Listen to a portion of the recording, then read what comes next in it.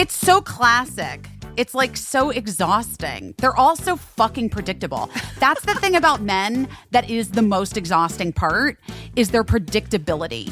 Yeah. And that they're just like all the fucking same. Howard Hughes builds a fucking spruce goose.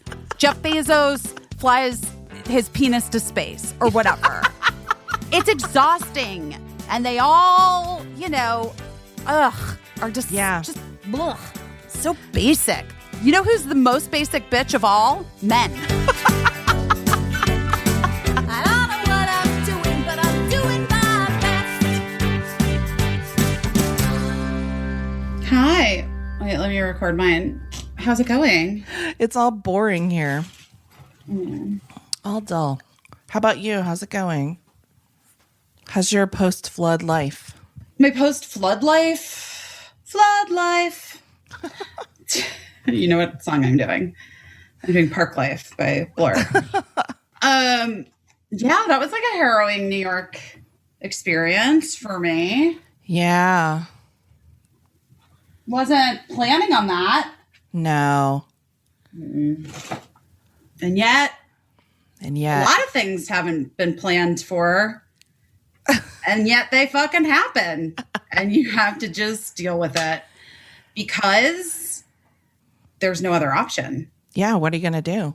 Well, you're going to dig the fucking mud out of your basement and make sandbags to stop the mud from coming in and hope to God that your fucking children's Christmas ornaments don't all completely get destroyed because you've already ruined their life by selling their childhood home. So, you do the fucking best you can. Yeah. And you just put your head down and say that it's mud and you don't ask questions and you just wash your body off as soon as you can. Yeah, I don't think too much about. Hope that you don't get, a disease. It's zombie juice. I mean, it was definitely some sort of zombie juice. Why do I only have short cords for this computer? Why? I don't know. I feel like you have some type of cord gremlin in your house. There is. Her name is Cricket Silverstein, and she's a hacker. And there's also Birdie Silverstein. All of them, actually, every person who is in this house for any period of time becomes a cord gremlin, and all the cords just disappear. Yeah. Well, it's been it's been a week. Yeah. Sorry, I wasn't going to cry. Aww.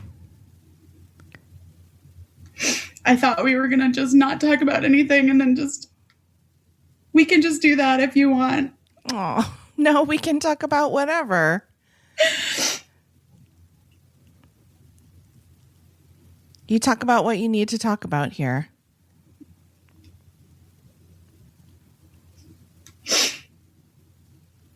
We have a little bit of a different show, guys, and I have to say, it's an interview that Caissie did with her dear friend Joan Rivers from many years ago, and I was just walking, listening to it. God, I just love her. Yeah. Yeah, this week is the 7th anniversary of her death. So we thought it was a good week to sort of celebrate her and talk about her as we knew her. And it was just like a really kind of a wild story. I had done this interview with her for like a glossy vanity. Yeah, what magazine was it for? It was like, I don't even remember them. I feel like it was a magazine that had like a one-letter title, like M, It wasn't O, it was like M or something. Totally. But it was like, it was such a short-lived magazine. And I really think it was just like one of those things where like a New York person decides they're going to start a magazine. New York break. Sometimes people do things like that. They start a glossy magazine. Listen, Drew Barrymore just started a fucking magazine. There you go. You know what I mean? There you go. Yeah. Drew is like, people might say print is dead. Yeah. Here's my magazine. There's still doctor's offices. But yeah, I mean, Rosie had a magazine. Rosie had a magazine when I worked for her too. When I did this, I think magazines were still a thing, but they're hard to make successful. And so this magazine, I believe, was really short-lived. I didn't really know the people involved. They just contacted me through other friends and were like, we want to interview Joan Rivers for the comedy issue of our magazine. And we understand that you have a relationship with her and that maybe you'd be able to get her and interview her. So I asked her and she said yes. And obviously not a lot of people read it or the magazine would still be around. But so anyway, I never use my voice memo app, but I usually just use a handheld recorder if I have to record anyone for anything. And I went to interview someone for something else and my recorder ran out of batteries. Recently, right? Recently. Yeah. It was just a couple months ago. And so I was like, shoot, I better just record this on my voice memo on my phone. And then when I opened it, I saw this 10-year-old file that was an hour long. And I was like, what the heck is this? Like what? I couldn't even remember. And I opened it and I just got to the part of her saying hello to me. And then I had to stop. Because you were crying? Yeah, because it was just too much. So, so that's going to be our interview today. Busy wasn't there, obviously, because we don't have a time machine. But you did listen to it. Shocking that we don't have a time machine. We should. We actually should. I did. And, this isn't the right thing. Fuck me.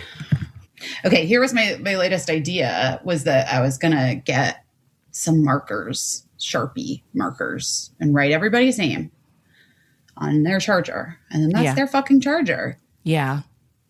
And you don't use someone else. I mean, like I'm at that point now. Yeah. You know those really expensive tweezers, like they're really sharp and pointy? Sure. Like, I need those because I get like a 5 o'clock shadow on my eyebrows. They need to be tweezed every day. And when my kids were around the age your kids were, those tweezers were always missing. And I was like, what is happening? But then I found out what they were going missing for and what they were being used for was we were doing like a lot of painting around the house, like painting of walls. People were using my expensive tweezers to pick paintbrush hairs out of the wet paint. Oh, wow. That's interesting. Because guess where I found my nice tweezers? Where? In a candle. Smooshed with wax. Okay. Yeah. It just, I think it's, what's mine is yours. People really take it literally. Well, I think children. When you live together in a house. Yeah, I think children for sure do. Yeah. I think you can try to do the Sharpie thing. I'd be interested to see how that changes the. Well, my recorder just went off, so now I just pressed record again. Oh, God. So hopefully that file from the beginning is saved, but I hope so. If not, we can just start the episode now. I'm kidding. I mean, what are we going to do? It's been a week. Yeah. That's felt like a fucking lifetime, I think. Yeah. This week has felt like a lifetime. Well, I think that your week started with the flooding, correct? I mean, I think my week started in 2006, but yeah. Yeah. But I really feel like, and everybody that's going through it from Ida, I think will probably identify anybody who has gone through that flooding before. It just somehow stretches time and makes everything seem like, I'm sure that probably feels like it happened a month ago by now. It does. Yeah. But also, I feel like the Texas law was like the day before Ida, even. Isn't that right? Or did I make that up? I don't even know. I don't know. The Supreme Court hadn't responded. Right. Yeah, it's been a week of sadness, and it feels, it just feels a lot. And I know sometimes people write into the podcast and they're like, you didn't say anything about this. Does this mean you don't care about this? Or you didn't say enough about this? Does it mean? And it's just like, no, it doesn't mean that. It means there's so much to care about. There's so much to ask people to be activists on. There's so much to ask people to donate money to, that it's just like, there's just so much, there's just so much. So if ever we don't touch on something or, say enough about something, it doesn't, I don't know. It's a lot. Yeah, it's hard to process everything all the time. That's the thing about this particular time in history, right? Is that, like, even in talking to my mom about other things, it's like, also because the news, like, you just didn't fucking know what was happening in other parts of the world, what atrocities were occurring in other parts of the world in real time the way you do now.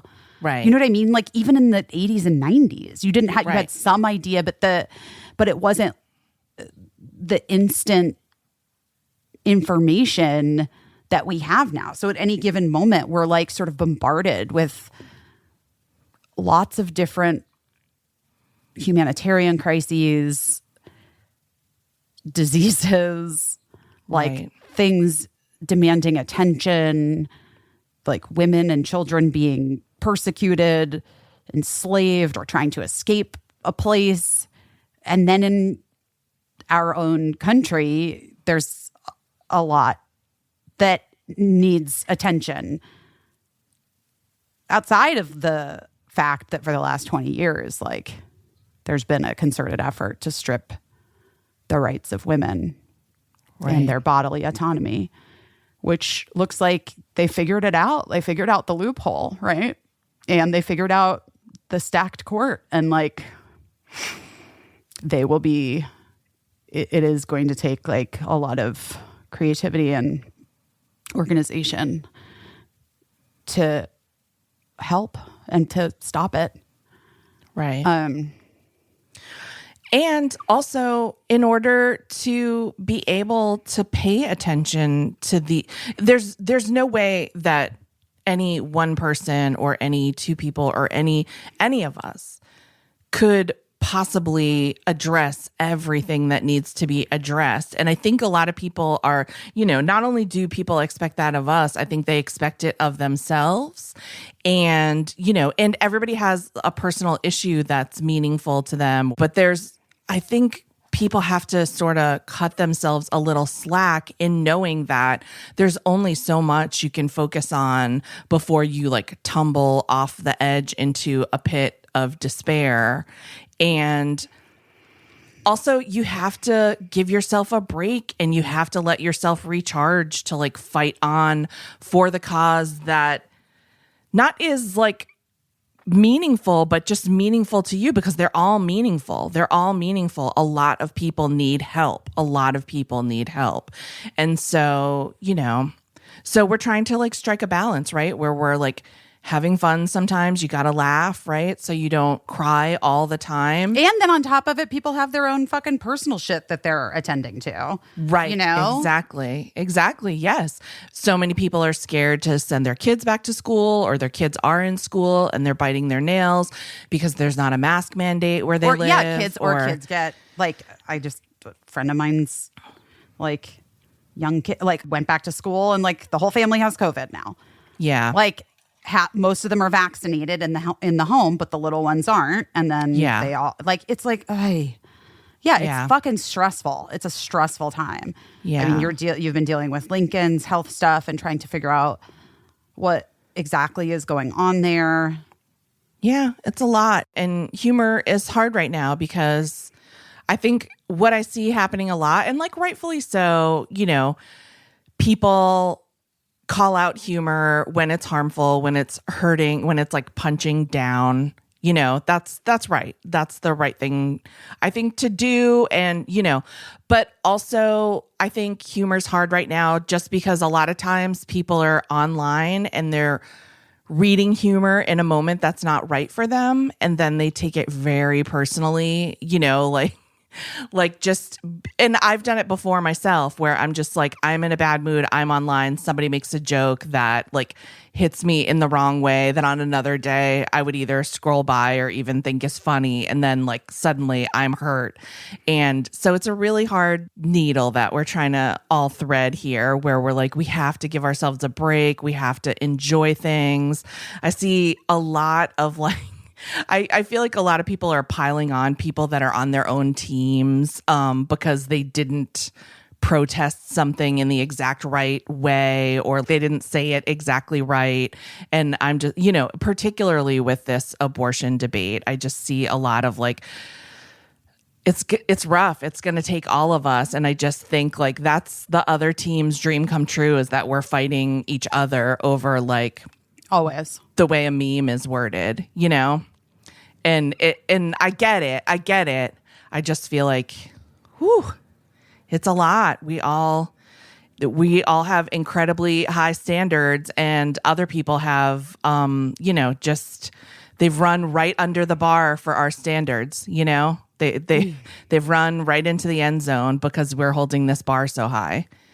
So I feel like what I've been doing my best at this week is just, and I haven't been entirely successful, but I've just been trying to give myself a little break from online because it just seems so contentious. And I'm like, why are we fighting ourselves? Yeah, I think that can be good. Doom scrolling is definitely something that, I mean, just is not helpful.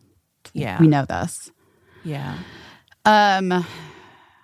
I tried to go be in nature.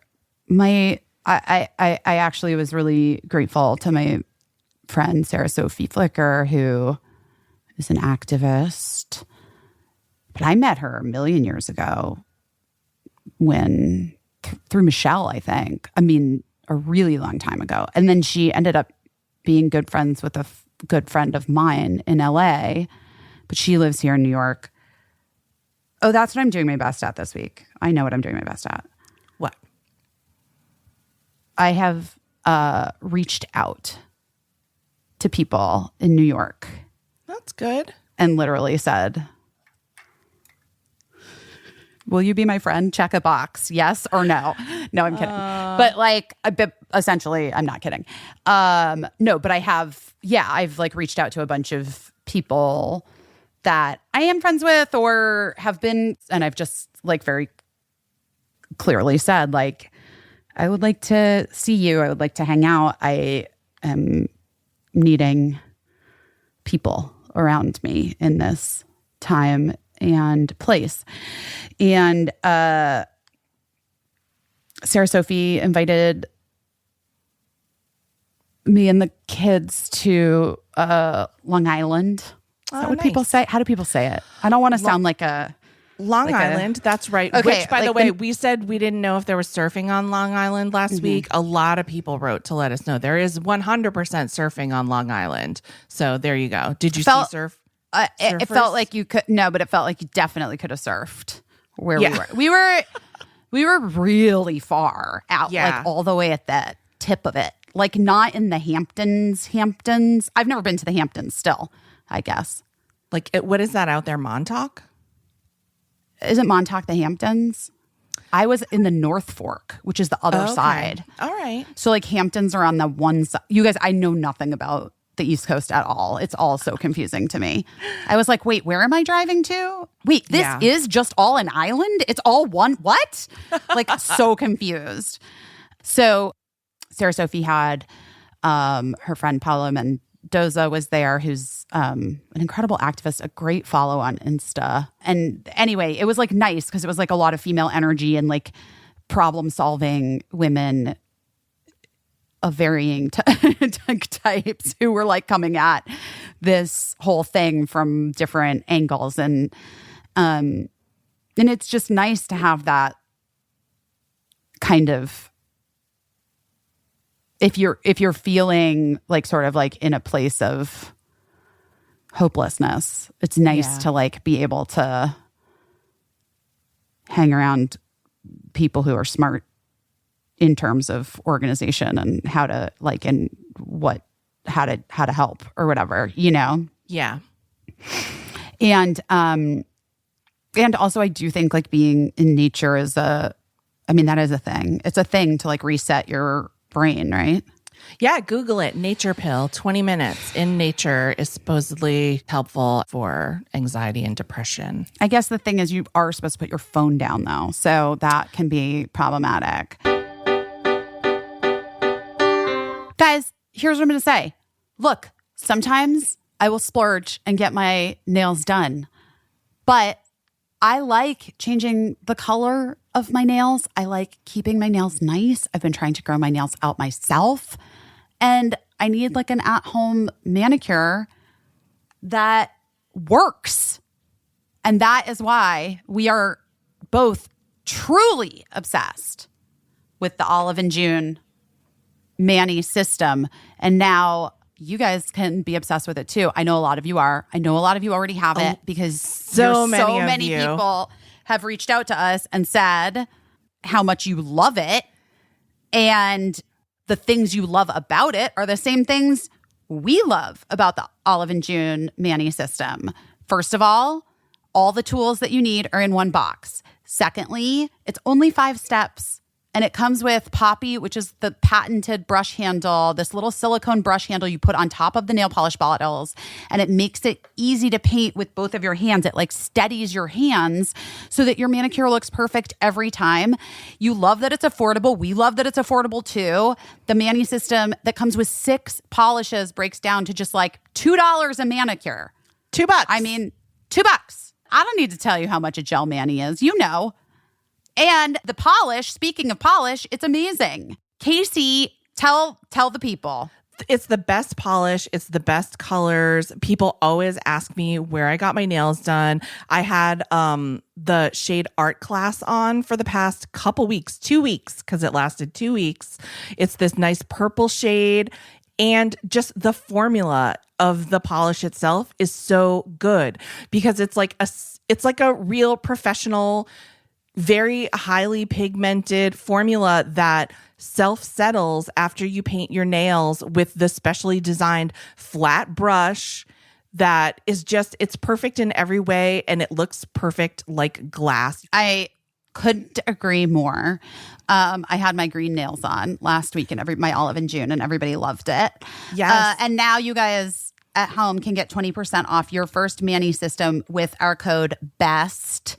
So get your new nail life. It's here. Get 20% off your first Mani system when you use the promo code BEST at oliveandjune.com. We're done with expensive bad manis, guys. This is us now. Foria, Foria, Foria, Foria, Foria.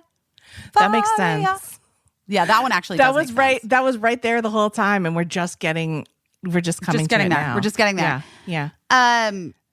Listen, sex is great, guys. It matters. It supports lifelong pleasure and well-being. Foria is designing all natural sexual intimacy products for people with vulvas, women, and the people who love them. So what's good for nature is good for your bod, guys. That's why Foria's products are always organic, plant-based, sustainably sourced. They've got amazing products like oils and those suppository things. And yeah, you like those, right? Yeah, I got my period the other day and I used one. It really helps. Yeah. Yeah, not just for sex, guys. Sometimes they have stuff for like pain relief, which is so nice. Anyway, we're very into Foria's mission to close the pleasure gap.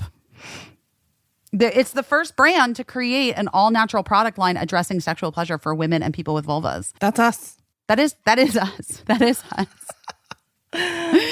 Also, like, we had Stacey on talking about menopause a couple weeks ago. Yeah. Sometimes people, as they get like in their 40s and older experience pain or discomfort or dryness, well, listen, that's where Foria's like, I got you.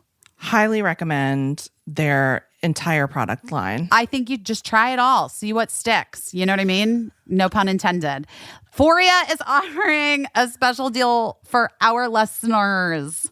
Get 20% off your first order by visiting www.foriawellness.com/best or use code BEST at your checkout. That's FORIA wellness.com/best for 20% off your first order.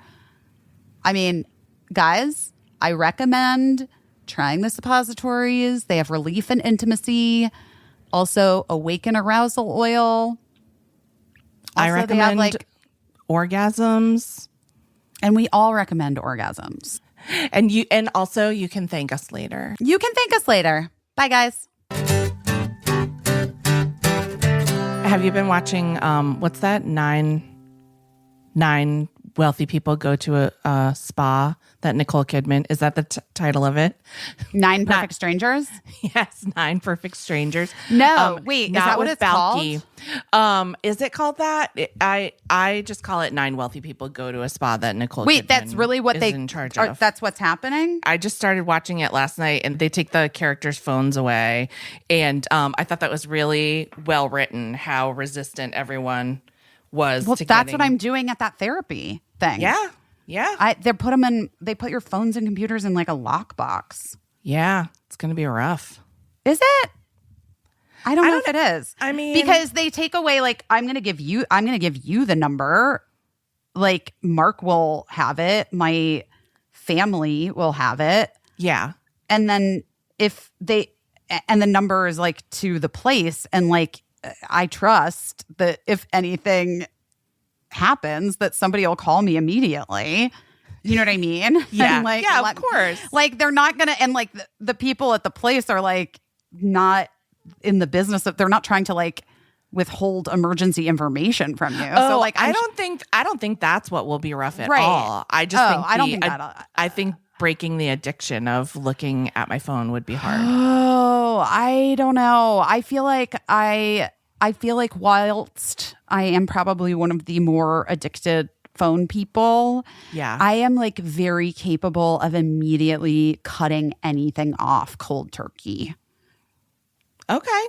That's like good. In a way that maybe that's not healthy. I don't know. But I do know like just like with no fucking issue. I can just be like, okay, I'm not doing that anymore. And then I just don't do it. I really fall under the spell of watching. So I'll be working and then I like let myself watch an online video for like a treat after a chunk of working. But then I fall into and under the spell of watching repeated videos. Like what videos? Like what kind of videos? What do you mean? Like makeup tutorials or like product reviews I really love. On or what? Like on Instagram?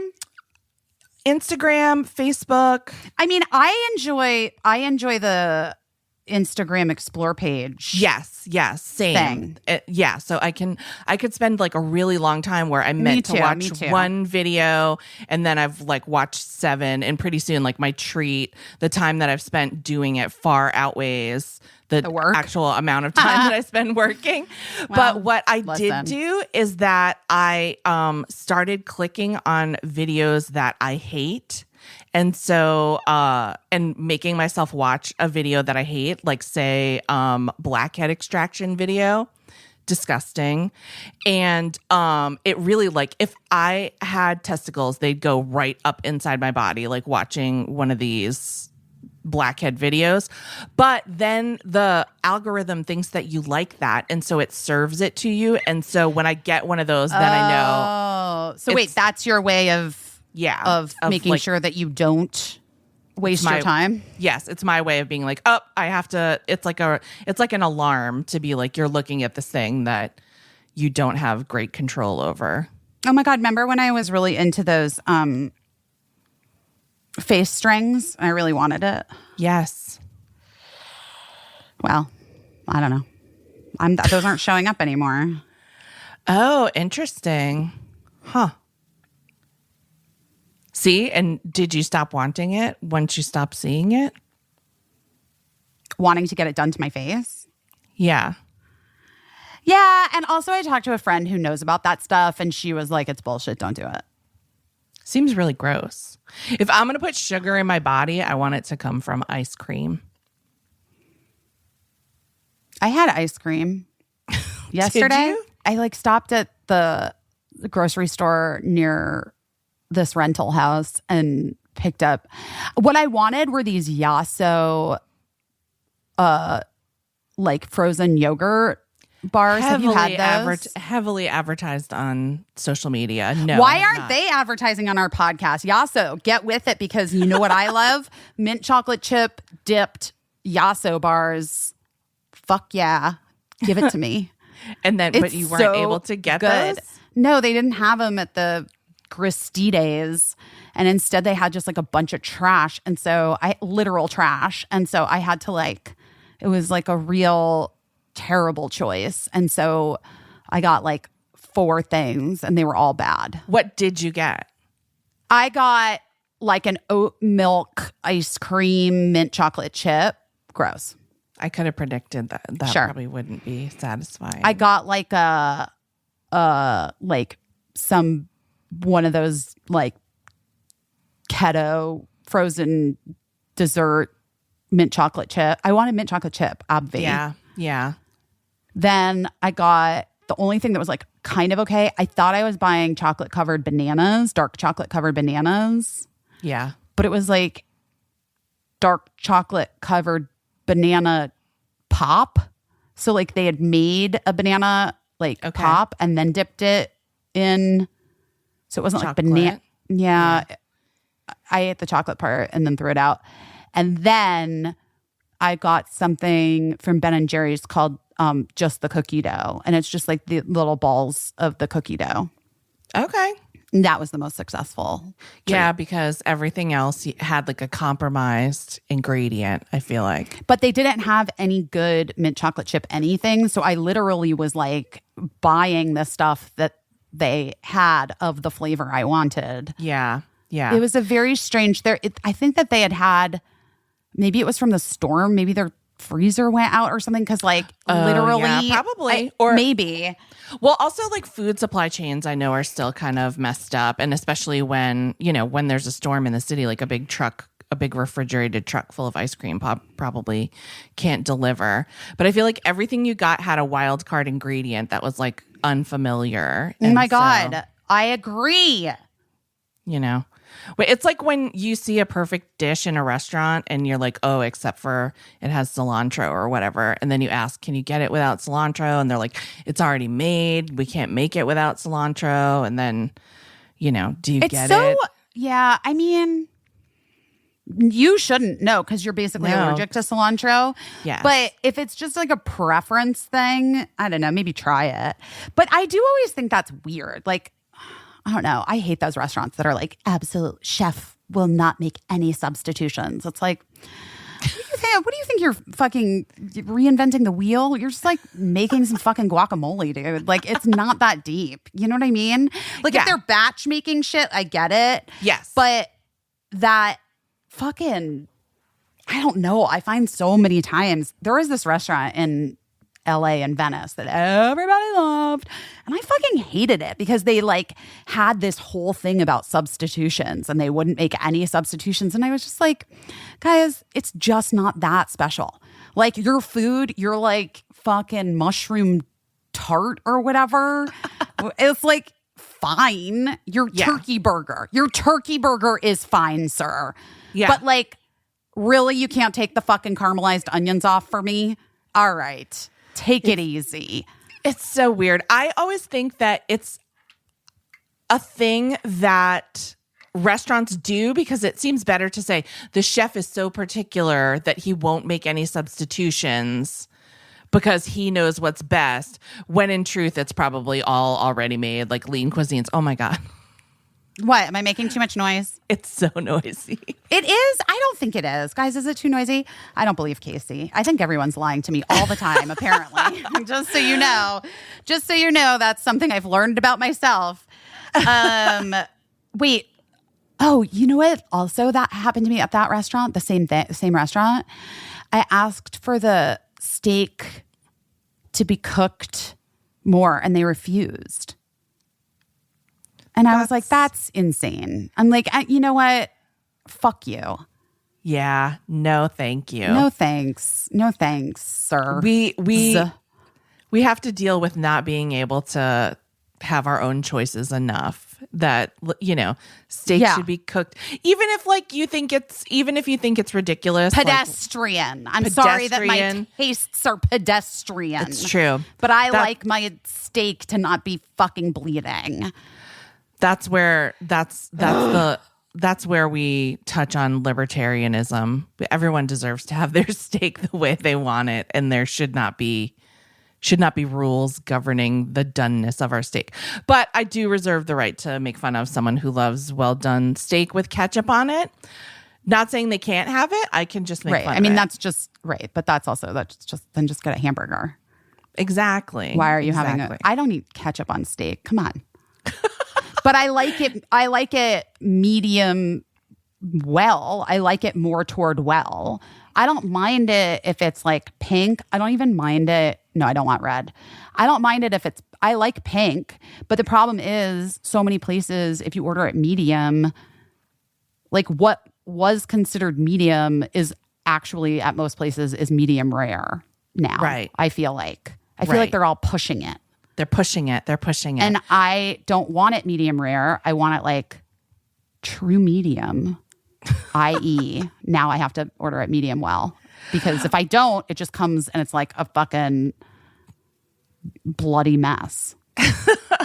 My friend Jessica Carson, a very funny comedian, I loved going out to eat with her because she would always order well done chicken, but with like so much fear in her voice, like that it wouldn't be well. And like chicken is not a thing that you order well done or not, you know, it's just chicken. It's just done. Well, that's interesting. Someone that I know developed a weird fear of undercooked chicken. And that must be what happened to her as well. And literally had to go to like CBT therapy about it because she was so terrified of chicken being undercooked, but yet like she still was eating it and still her kids still wanted it or whatever. And so she went and she just realized she just cut into a chicken one time and it was like underdone. I don't even remember the origin story. I don't fucking know. Where does anyone get anything from? Do you know what I mean? Like, who knows? Yeah. Who knows what happened? Gosh, that's wild. Maybe she read a story about salmonella or I don't know. Maybe there was a salmonella outbreak. I just and wondered, freaked her out. I just wondered what happened. Was it like, had she cooked the chicken and it was underdone, or was it at a restaurant, an establishment? I do prefer a chicken. I'm going to say I do prefer a chicken to be dry. Not juicy. I don't love. Well, there you go. You like a well done chicken. I do. I don't love like a chicken that's like real juicy. But all right. Interesting. And slimy. Well, that's like another thing. Did you have anything during pregnancy that you wouldn't eat that like grossed you out? There was and this is tragic because I love pizza, but there was a commercial at the time that I was pregnant where I don't know what the product was, but I just remember it was like a mom going pizza from a toaster and then jamming a gooey pepperoni pizza into the slots of I really remember that. I remember the top that of a toaster. Yeah. And it almost made me vomit every single time.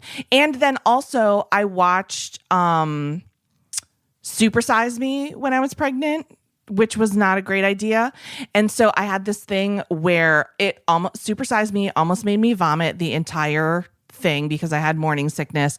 But then it also did this really weird thing where I had a horrible craving for Burger King, and I would go into Burger King every day at lunch, get up to the line to try to order my Whopper, and then almost vomit on the counter at Burger King because I was like so conflicted between being sickened by Burger King and also really wanting it. Well, I mean, isn't that what people feel all the time about fast food? Yeah. I mean, kind of, like in a way.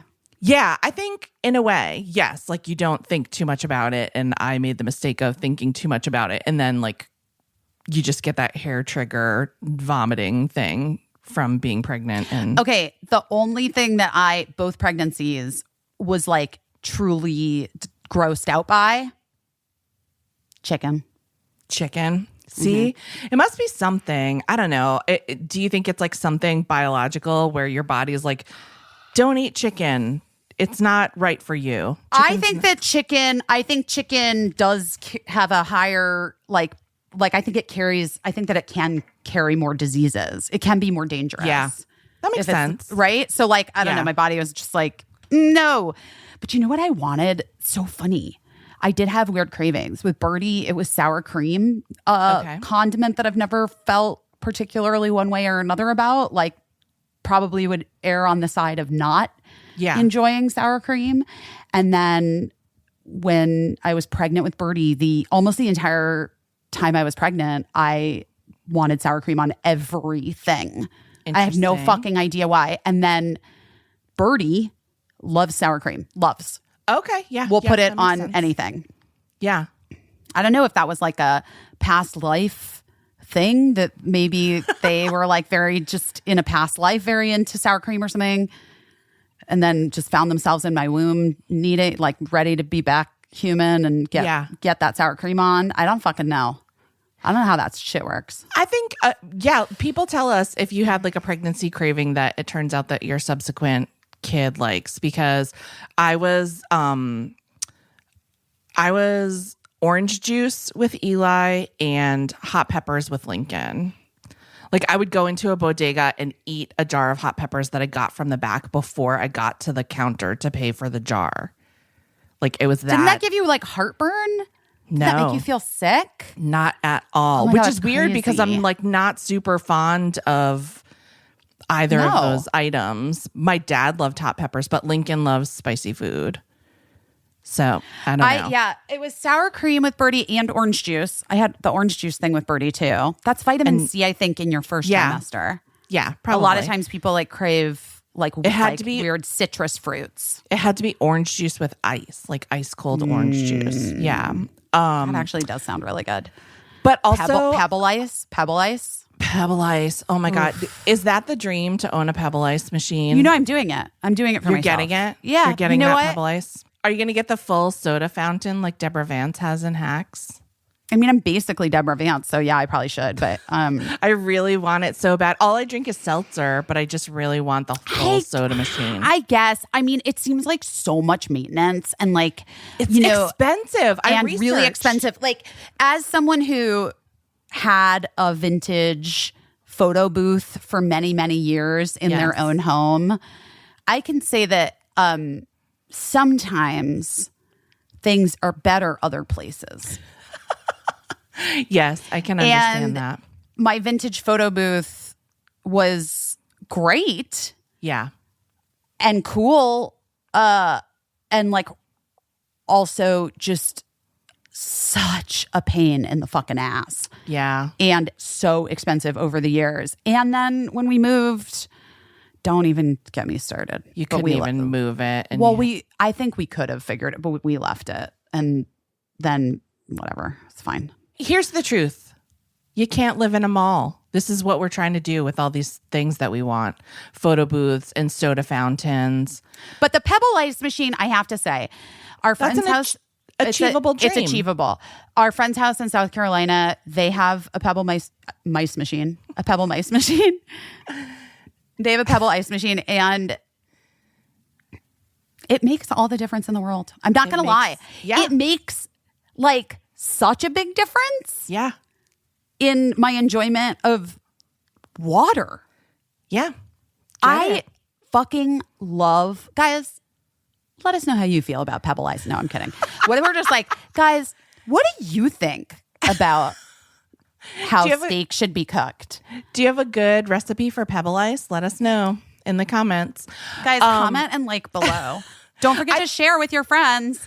I think it's an achievable dream, pebble ice. My step-grandparents also had a soft serve ice cream machine, and that seemed like a dream. But one time the cleaning of Your grandparents? My step-grandparents. Wait, what? Why would they have a fucking frozen yogurt machine? Because they owned a hot dog stand at one time. And so when they closed the hot dog stand, they brought the soft serve ice cream machine home.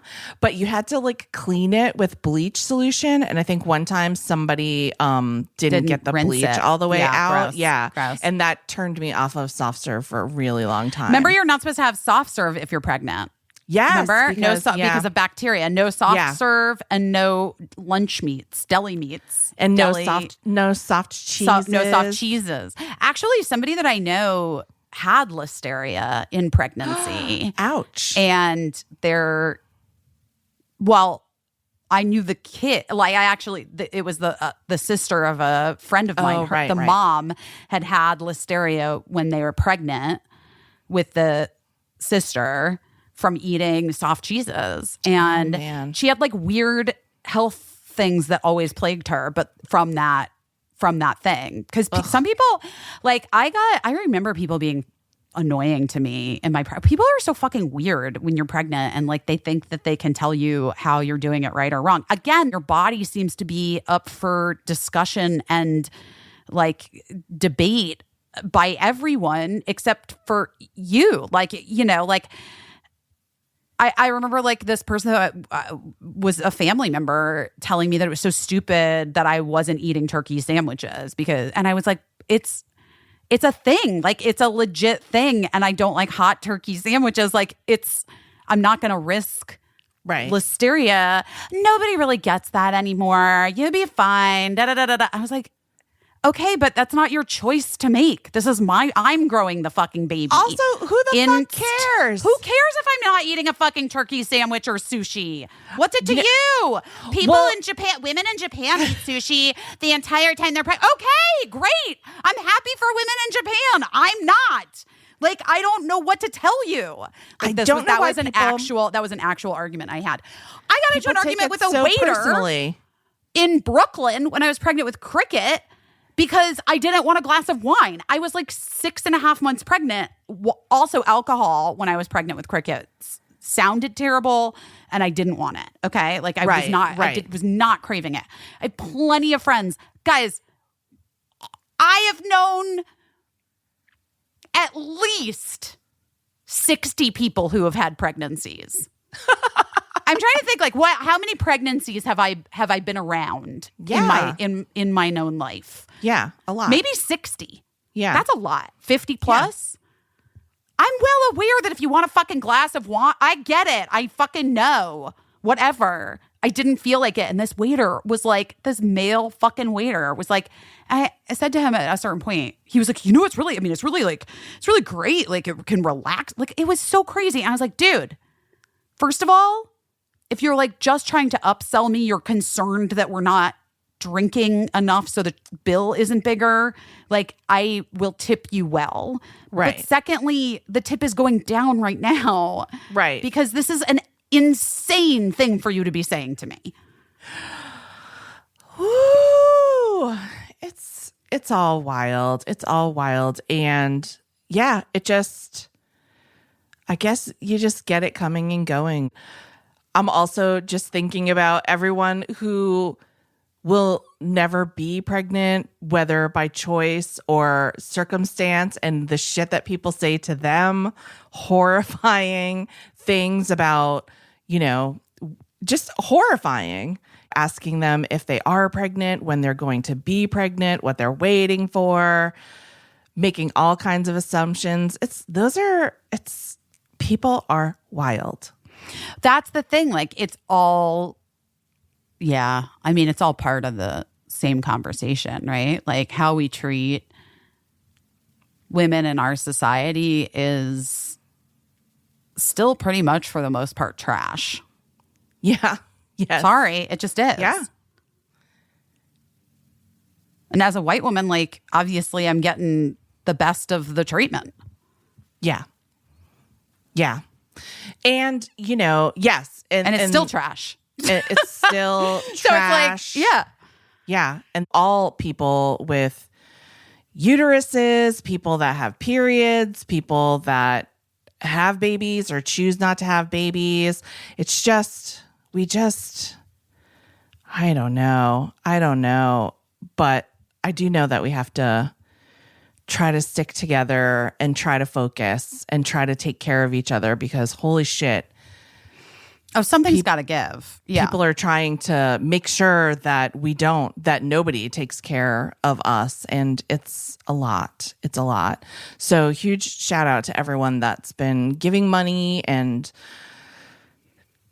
working and actually like jumping in and learning about, you know, somebody wrote into the show's Instagram saying like, are there any causes that you suggest to follow or where I can send money? And I was like, the best recommendation is find something that you're likely to do. You know what I mean? Mm-hmm. Like whatever speaks to you, whether it's something local, whether it's something in Texas, you know, whether it's making calls or if it's easier for you to write a check because you have the money, definitely do that. If you can volunteer, but it shouldn't be so much work. No, it really shouldn't. It's exhausting on top of everything else. And it feels on top of everything else. deliberately exhausting.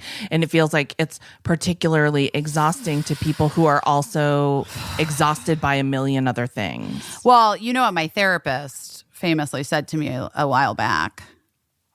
Can't have a nervous breakdown. That's what they're banking on. Right. Yeah. You can't decide it's too much and quit. That's what they're hoping for. Right. If you do that, then they win. You can't let them win. The world is like an insurance company right now. You know, have you ever heard that like it's their job to try to exhaust you and to get you to stop asking? That's what I feel like the whole world is. You know, when you're like, why wasn't this mammogram covered? And they're like, oh, because the code was wrong. And you have to call back 1,000 times and get 1,000 different reasons why something wasn't covered. And then eventually it gets reduced. And then like, if you keep fighting, eventually it gets covered, maybe. And I feel like the whole world is like an insurance company right now, just being like, oh, you did it wrong. You did it from right to left instead of left to right. So your effort doesn't count and try again. You know, it all feels like a quest. Like I feel like we're Dorothy getting sent back through the land of Oz constantly to. Oh my God. That's my new favorite song on the forthcoming Sufjan Stevens album. But the song is out, the single. Oh, Back to Oz is what it's called. Back to Oz. I've listened to it. Yeah, I've probably listened to it like 4,000 fucking times in the last week. Yeah. All right. Well, add it to the playlist. Yeah, let's add it to the playlist. Oh, wait, I have a couple songs to add to the playlist. I want to add that one. I Didn't Understand by Elliott Smith. That just came on a random, not just came out. He's passed away. But it just came on random and I was like, ooh, that is real good, that song. It's a good one. And then Stay Love by Ossie Elliott was really good. And then The Bad in Each Other by Feist, so good. Are you writing these down? I have a recording of them. Oh, shit. You're right.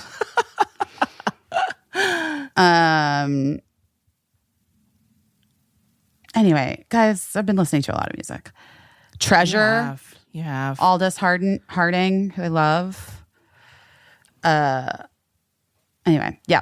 Lots of music in my life. Trying to figure everything out per usual. I hate all my clothes. What do I do about that? Oh, no. Well, I guess you could sell them all. Oh, I'm going to sell my clothes. I did a big thing for Poshmark. And I'm trying to figure out when the sale is going to go live. And I think that I'm going to go ahead and donate that money to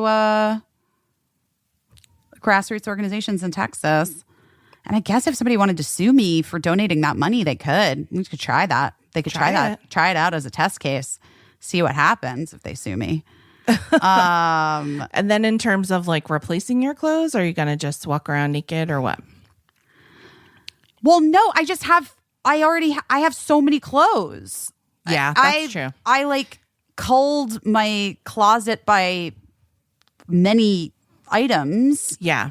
And I should still just be wearing podcast merch 24/7 and like maybe one nice dress. I have to say I did cry at the letter that Summer sent over about the podcast merch of just like some of the notes. Guys, Summer is the woman that podcast break. Summer is the woman that owns Brave Gowns, who started Brave Gowns. Yes, Summer and Aaron make our merch. And Summer sent us a really lovely email, like just knowing that it had been such a hard week for everybody. And she was like, I just wanted to send you some of the really lovely emails and like notes that people include in their merch. And it was really nice. It made me feel really good. And I was very grateful for that. Like to hear how much you guys love it and like how people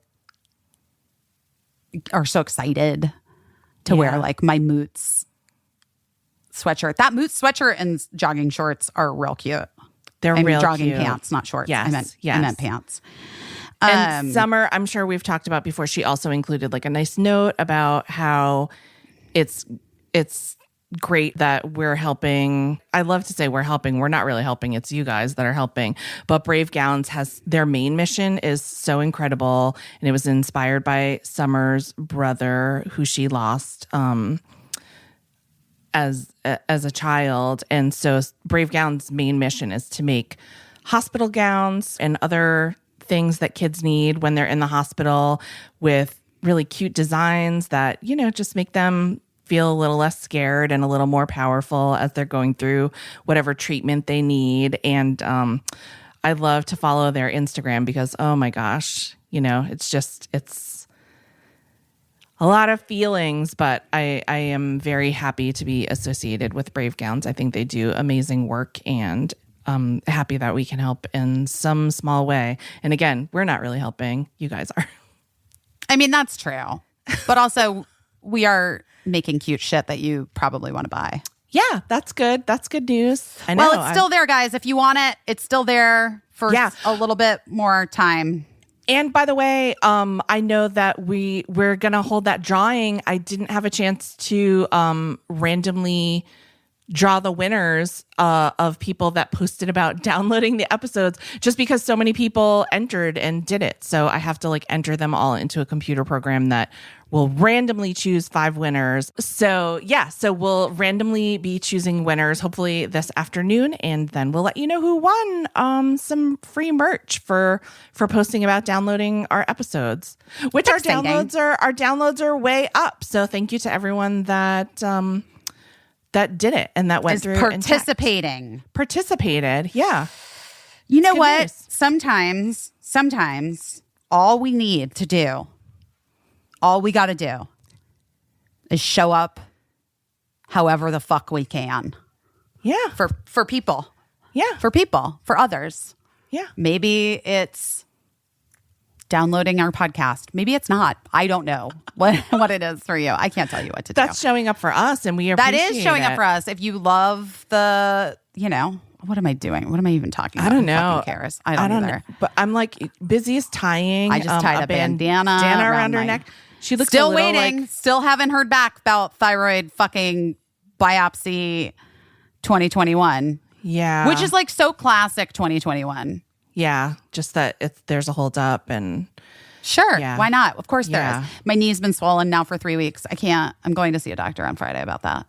Oh my gosh. You know what I know it's stupid. It's fucking dumb. Fucking bodies. I hate getting old. I hate it. I really do. I'm in a mood. Yeah, a little bit of a mood. I know. I got my period. I mean, literally, this podcast is just about my period. I feel like constantly, but I got my period very early, and also hurt myself trying to reach a tampon because it was like an unexpected period. No. And I pulled my shoulder trying to reach a tampon. And I was like, can I just have one thing? Can I just have the period of my youth? Or can I have like a decrepit shoulder, but not at the same time? You know what I mean? Like if you're the age where you hurt yourself reaching for something, your period should be over. That's right. Right? That actually makes a lot of sense. Yeah. I think we should make that a rule. No wrinkles plus pimples. No period plus busting your shoulder trying to reach for a tampon. It's not fair. It's too much. Yeah, I think that's right. I think you're right. I think Joan Rivers would agree with you. Yeah. I do. I think that she would agree with you. She definitely would. Well, the interview is really interesting. It's from what year? It's from 2011. It was 10 years ago. Exactly. Amazing. And yeah, and it's just like it was really nice. It's really nice hearing her voice, and she's so interesting. And also, I want to go watch that documentary again. The documentary. Now after hearing, what's it called? Is it available? A Piece of Work. Is it available still? It's on Amazon Prime. Mm-hmm. You can get it on YouTube. You can pay to rent it on YouTube, Google Play, and Apple TV. Well, I think we should all watch it. Yeah, it's really good. I was so happy when the documentary came out because I think it gave people a way to know her the way that I felt like I knew her. Because when I first met her, I was so nervous because I just had an idea of who she was based on her comedy, and who she was actually so much more.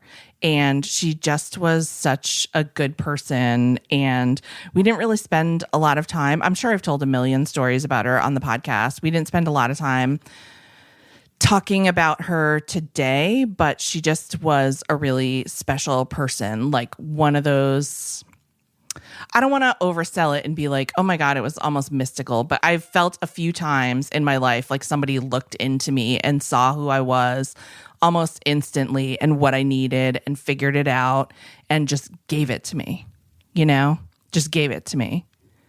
And I'm not talking about money. I'm not talking about, I'm just talking about like what my heart and my soul needed. And she was like, you're already that and you deserve it and you deserve to hear it. And like, also I'm going to tell everyone else that you're that. And it was a huge gift and I miss her every day. Mm. Let's take a listen to Caissie talking to her friend, Joan Rivers.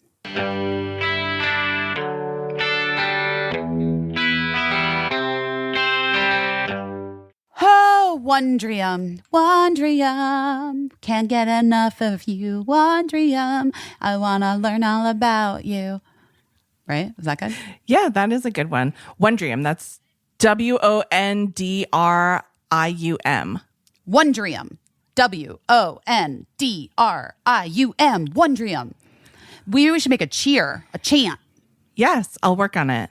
It's the streaming service that is actually like very valuable because it brings mind-blowing moments into your everyday life. You can explore hours of fascinating video and audio content, documentaries, I love, tutorials, travelogues, more. Find answers to questions you've always wondered about, or listen, questions you didn't even know you were supposed to ask. Sometimes those are the best questions to get the answers for. You know what I mean? For sure. Listen, Breaking Their Silence, the award-winning documentary, very eye-opening, only available to stream through Wondrium. About women who put their lives at risk to protect Africa and Asia's animals against overwhelming wildlife poaching. And it's amazing. Wild. It is literally wild. There's this program called How to Dance. Have you tried it? No, I haven't tried it, but I definitely... Okay, well, you can do it on your own, or you can do it with a partner or friend or whatever, and you learn the history behind different styles of dances and techniques and tips to learn the dances yourself. It's really fun, and it's actually really fun to do with kids. And it's all different types of dancing, right? Swing, waltz, two-step salsa. Salsa? Did I just say salsa? That's not how you say it. You put a T and a Z, but I like it. Everything everything you need to be a better dancer. Anyway, guys, I'm promising it's really fun. Like there's lots of stuff you can watch with like your family and with kids and engage your kids in content that is like not that is like actually educational and valuable, and you're not just like guessing on YouTube. Do you know what I mean? Right. Yes. That's why I love it. Anyway, we know you're going to love Wondrium as much as we do. So use our special URL so that they know we sent you and we get credit. Go now to wondrium.com/best. And for a limited time, sign up and you're going to get a free month trial of unlimited access. That's Wondrium, WONDRIUM.com/best. Again, wondrium.com/best. Sign up today, guys. I promise you're going to love it. And let us know what courses you take. I want to hear. Yeah, and what we should take next. Girlfriend Collective. Yeah. Woo! Next time somebody tells you that your outfit is trashy, say, thanks, I'm wearing Girlfriend Collective. I wore it today. I was wearing my bike shorts, my Girlfriend Collective bike shorts and bra, taking a walk with a t-shirt. I'm wearing it right now. You are? Yeah.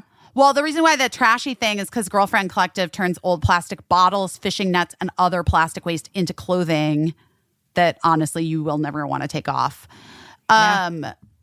It's sustainable, ethically made active wear, really cute leggings, shorts, suits, body suits. I have a bodysuit.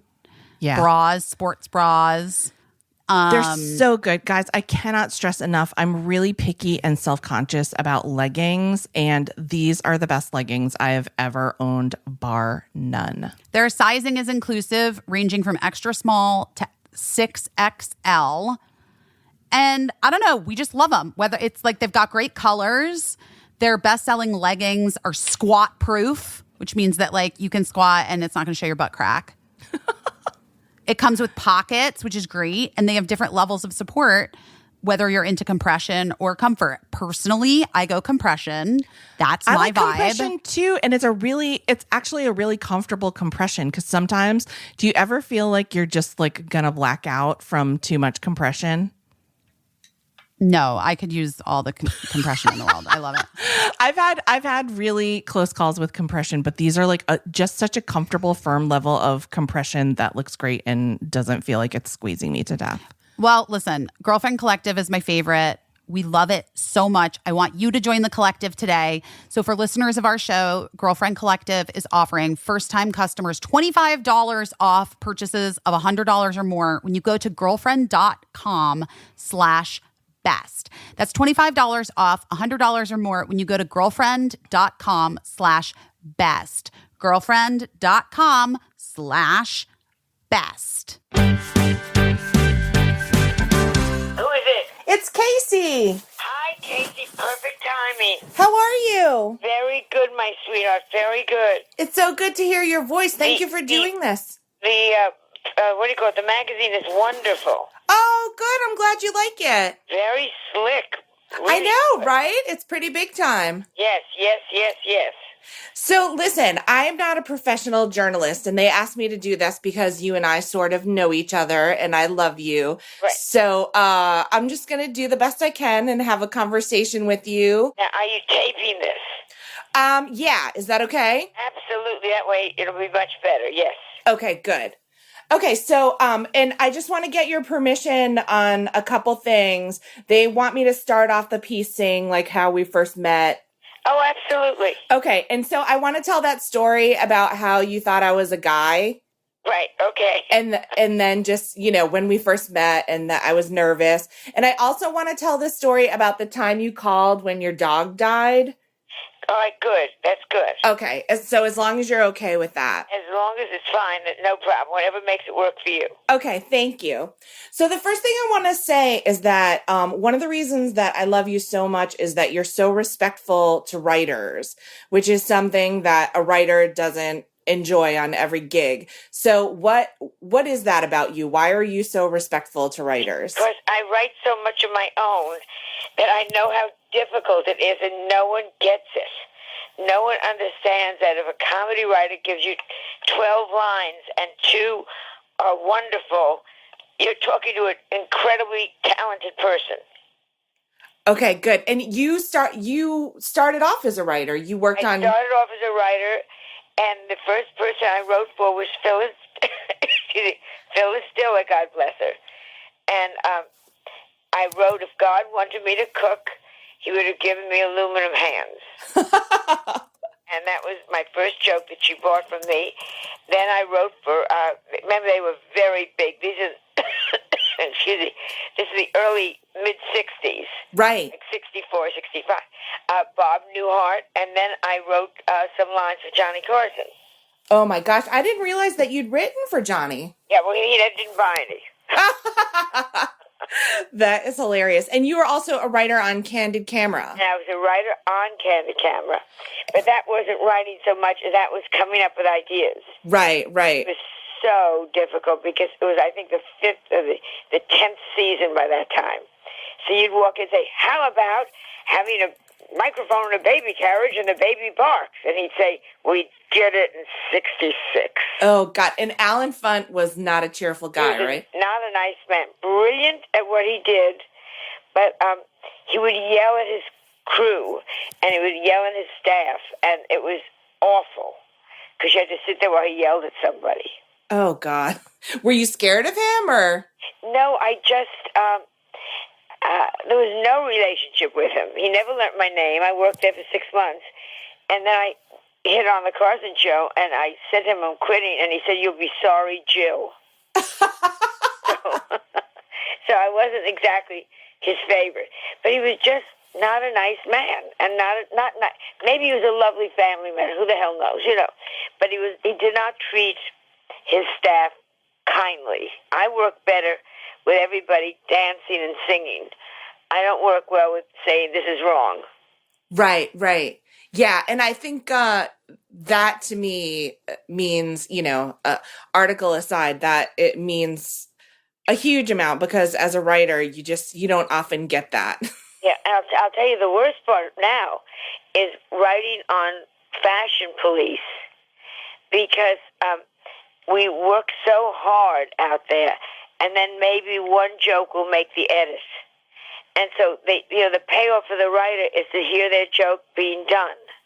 Right. And the frustration of never having a joke done all season, even though it's a good joke, is killadilla. Right. Oh, God. Huh. I didn't realize that you wrote for Phyllis Diller. Yeah, that was the first one I said.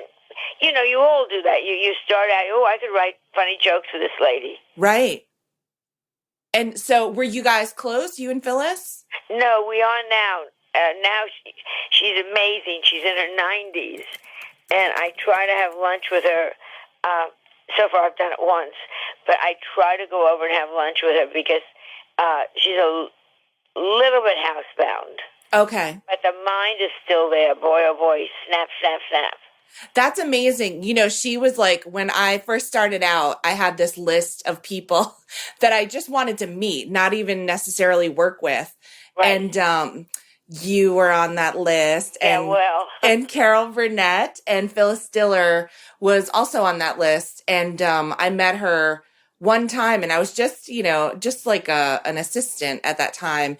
And she was a guest on Rosie when I worked there. And the producer introduced me to her, and I got to talk to her for a few minutes. And she was like, you're very funny. You should think about doing comedy. And I was like, same kind of very generous.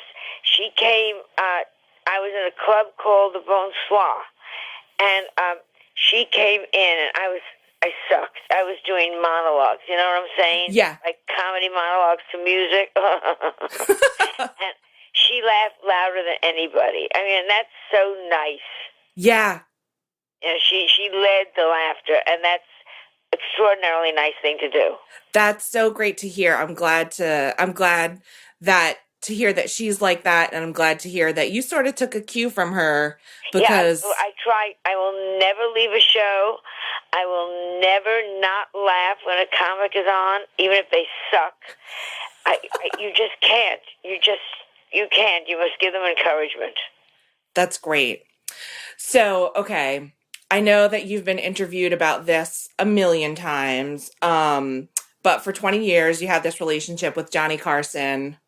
Then for 20 years, you guys didn't speak over something that happened. You were given a show. And then he's been gone for 6 years. Right. So I want to talk to you about, are you still hurt by that situation? Oh, still, especially at this age where I am now, I don't get it. I don't get it. He had everything, and I don't understand. But you realize what a competitive man he was. That you forget that most of these people that get in our business are killers. You have to be to get where you get. And Johnny that was it. I stepped into his territory, and he wasn't going to forget it. What hurt you the most? That he ended the relationship, or that he couldn't be happy for you? That you'd gotten something that he sort of set you on your way to getting? He should have been proud. Right. I am so proud. I look around, and there is Howie Mandel, and he says to me, "You found me."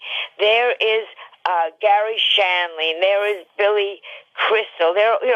And you're proud. These are your graduates. I can't explain it. You're thrilled you found these people. Thrilled that you're a part of knowing them when. Even Lady Gaga, who was on the same bill with me when she was still whatever her stupid name is, I'm thrilled that I thought she was good then. I can't explain it. And I never understood Carson. Never understood that he was so angry. And my God, after Edgar committed suicide, I met Edgar through him, not to call. Right. At one point you go, Sonny boy, who are you that you don't call when she loses her show and her husband kills himself and you introduce them and you don't call? What more do you want to have happen to somebody? And that's when you realize what a miserable guy he was. And I'm very glad to say that in print. You know what I mean? He's a miserable, as my mother says, he's a miserable character.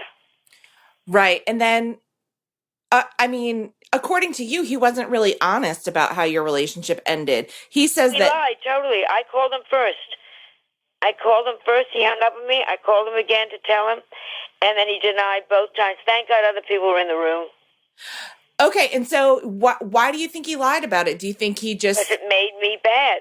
Right. He just was out to destroy me. It became... I became competitive. Right. For a minute. Right. But you've also been sort of forgiving of him. Like, I've heard you say, of course he was hurt. Do you think... when you look back, and obviously it hurt him that I left him where he really thought I was his. I don't know. But, I can't hold grudges. I'm so lucky. Let me tell you something, Caissie. I am so fucking lucky. My life is a wonderful life. I go up, I go down, I come up again, and then I go down again, and I come up again. So I am just like a bouncing ball, and I have nothing to be angry about anybody. You know what I mean? I can't hold grudges. I never hold grudges. Good. That's good to hear. Well, that's sort of, one thing I wanted to, you'd been with Johnny for 20 years. Yeah. And, no sign that, was he ever going to give you the Tonight Show? Did you ever? No, and we found out that we found a list of who they thought they would replace him with, and of course it was not a woman. Right. So, yeah, so you were doing what you had to do to survive. I was doing what I had to do. Yeah. And I would have gone down the tubes with him. Whatever happened to Doc Severinsen? Whatever happened to all these other people? If I had stayed on that show, that would have been that for me too. Things. And nobody really understands that. Things do work out for the best. I know it sounds corny, but things do work out for the best. Good. I'm glad to hear you say that. So, you sort of were just talking about this. The Johnny situation was the start of a terrible time for you. You lost that relationship. You lost the show that caused the loss of that relationship. Then your husband committed suicide. At that minute, did you even want to survive? I had no choice because I had my daughter, and I had a lot of relatives I was taking care of. And if I had been alone, it probably would have been a very different story. Okay. Who knows? And then... I would have, but knowing me, I would have been collecting the wrong pills. You know, like I would have collected like vitamin C pills. I would have written a dramatic note, taken 50 vitamin C pills, and woke up bright yellow. Oh my gosh. Now, I mean, obviously, like you said, you've been through all these ups and downs. That was probably, I'm guessing, the downest point you've ever been at, your lowest point. No, not necessarily. No. They come and they go. Now, do you think that makes you deal with setbacks over time differently? Does it make you, when you are hoping to do a TV show and it doesn't go, or it doesn't go the way you thought, does it put it in perspective, or is It's still horrible because everything to me is so important. You know what I mean? Whatever I'm working on is the most important thing in the world. Right. So, but you do know at least something else will come. And again, what I always push forward, all this crap that I've gone through has taught me, move forward. Don't dwell. Okay, so they didn't pick up your option. Fuck them. I'm like a second grader. You'll be sorry. My whole life is you'll be sorry that you didn't give me your Crayolas. So you did this documentary, which everybody is still talking about. To this day, people email me and say, like, I'm watching the Joan documentary. This is my 5th time. She's fantastic. So I can't imagine the feedback you got from it. Yeah, and it's making me very sad because it's slowing down. Is it? Well, it's a year and a half now. Yeah, it's true. I get it. It was so great when it first came out. We had no idea. None. And when it first came out, my God, you couldn't walk down the street. It was wonderful. And you get calls from people, Diane Keaton and what's his name, Dustin Hoffman and Brad Gray. I mean, people, it was just incredible. Wow. People would find your number and call you up and tell you it was wonderful. Diane Keaton called you. Yeah, I mean, it's just amazing. And you guys haven't had a good relationship traditionally. No, and it was a message. I missed all the calls, of course. Of course. Good. But I have nice answering machine messages. That's Hello, amazing. This is Diane Keaton. That's amazing. It was just great. It was great. And I still don't know why. Because people say to me, you work so hard. And I don't get that. I guess other people don't. But that's just my, you know what I mean? It's not like I say, oh, I work hard. It's just you, yeah. I think everybody works hard, or should. You work, you may not realize, but you work a great deal harder than many people. But I don't realize. Seriously, I'm not being cute. I don't realize. So in the documentary, you talk about how comedy was originally sort of to finance working as an actress. Absolutely. When did you make the decision to sort of pursue comedy full bore rather than acting? There was never a decision made. I again go through any door that opens. Right. So if the comedy was coming on, you move right with the comedy. Right. But comedy, stand-up is acting. How do you think a Robin Williams says the same thing 300 times and makes it look like he just thought of it? It's acting, guys. Right. So, okay, so sort of, I want to talk about this, but I want to reformulate my question because you sort of just answered that. Obviously sexism exists in acting. Women are complaining all the time that there are no good roles for women. But the sexism in comedy seems to me to be just a much bigger presence. What do you think about that? For fewer women in stand-up, it's a much tougher field. It's a much lonelier life. To go from club to club all over the country, it's a nightmare when you're by yourself. Yeah, that kind of stuff. To sit around till 1 o'clock in the morning alone and go back to some second-rate hotel alone, much harder for women, which is why there are fewer women and therefore fewer successful women. Right. So you think that has something to do with it, like it sort of winnows the field? Yeah, I think that's why there are fewer women truck drivers.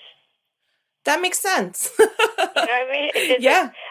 I mean, I have one friend, Lynn Koplitz, I wouldn't want her life, and she's a wonderful comedian. Yes, I know Lynn too. You know, and if you knew her life, Caissie, it's going and playing the Laugh Stop in Cleveland, Ohio, and she's on at 11 o'clock at night, and then she's going back to the Holiday Inn across town, and she's waiting for a cab to take her there. You know what I mean? It's just... Right. It's not an easy... You can't hang out at the bar. I mean, hey, hi, I'm lonely, let's talk. Hi, baby. You know, it's just... It's much harder for women. Right. Okay. So right before Celebrity Apprentice happened, you were doing this one-woman show, and that was incredibly important to you because you love acting and you had wanted to bring it to Broadway, and then you did it in Edinburgh, and it totally brought down the house. You can, you know, watching the documentary, you got a standing O, which is very uncommon over there. No, never mind Edinburgh. The standing O is in London. Oh, okay. So there you go. More uncommon. Right. So then the reviews came in and they were tepid. Some were great. Of course, in the documentary, we only show the bad ones. Right. But some were great. But out of 100 reviews, I'm making it up now, 66 were great, but 33 were bad. Okay. Or tepid. And I didn't want to bring it to New York and have that chance happen here. So what? But are the reviews what's important to you, or no? But the reviews are what's important to whether something lasts or not. Right. Okay. So you wouldn't. You just didn't want to risk. I didn't want to risk going through the heartbreak I went through with Sally Marr.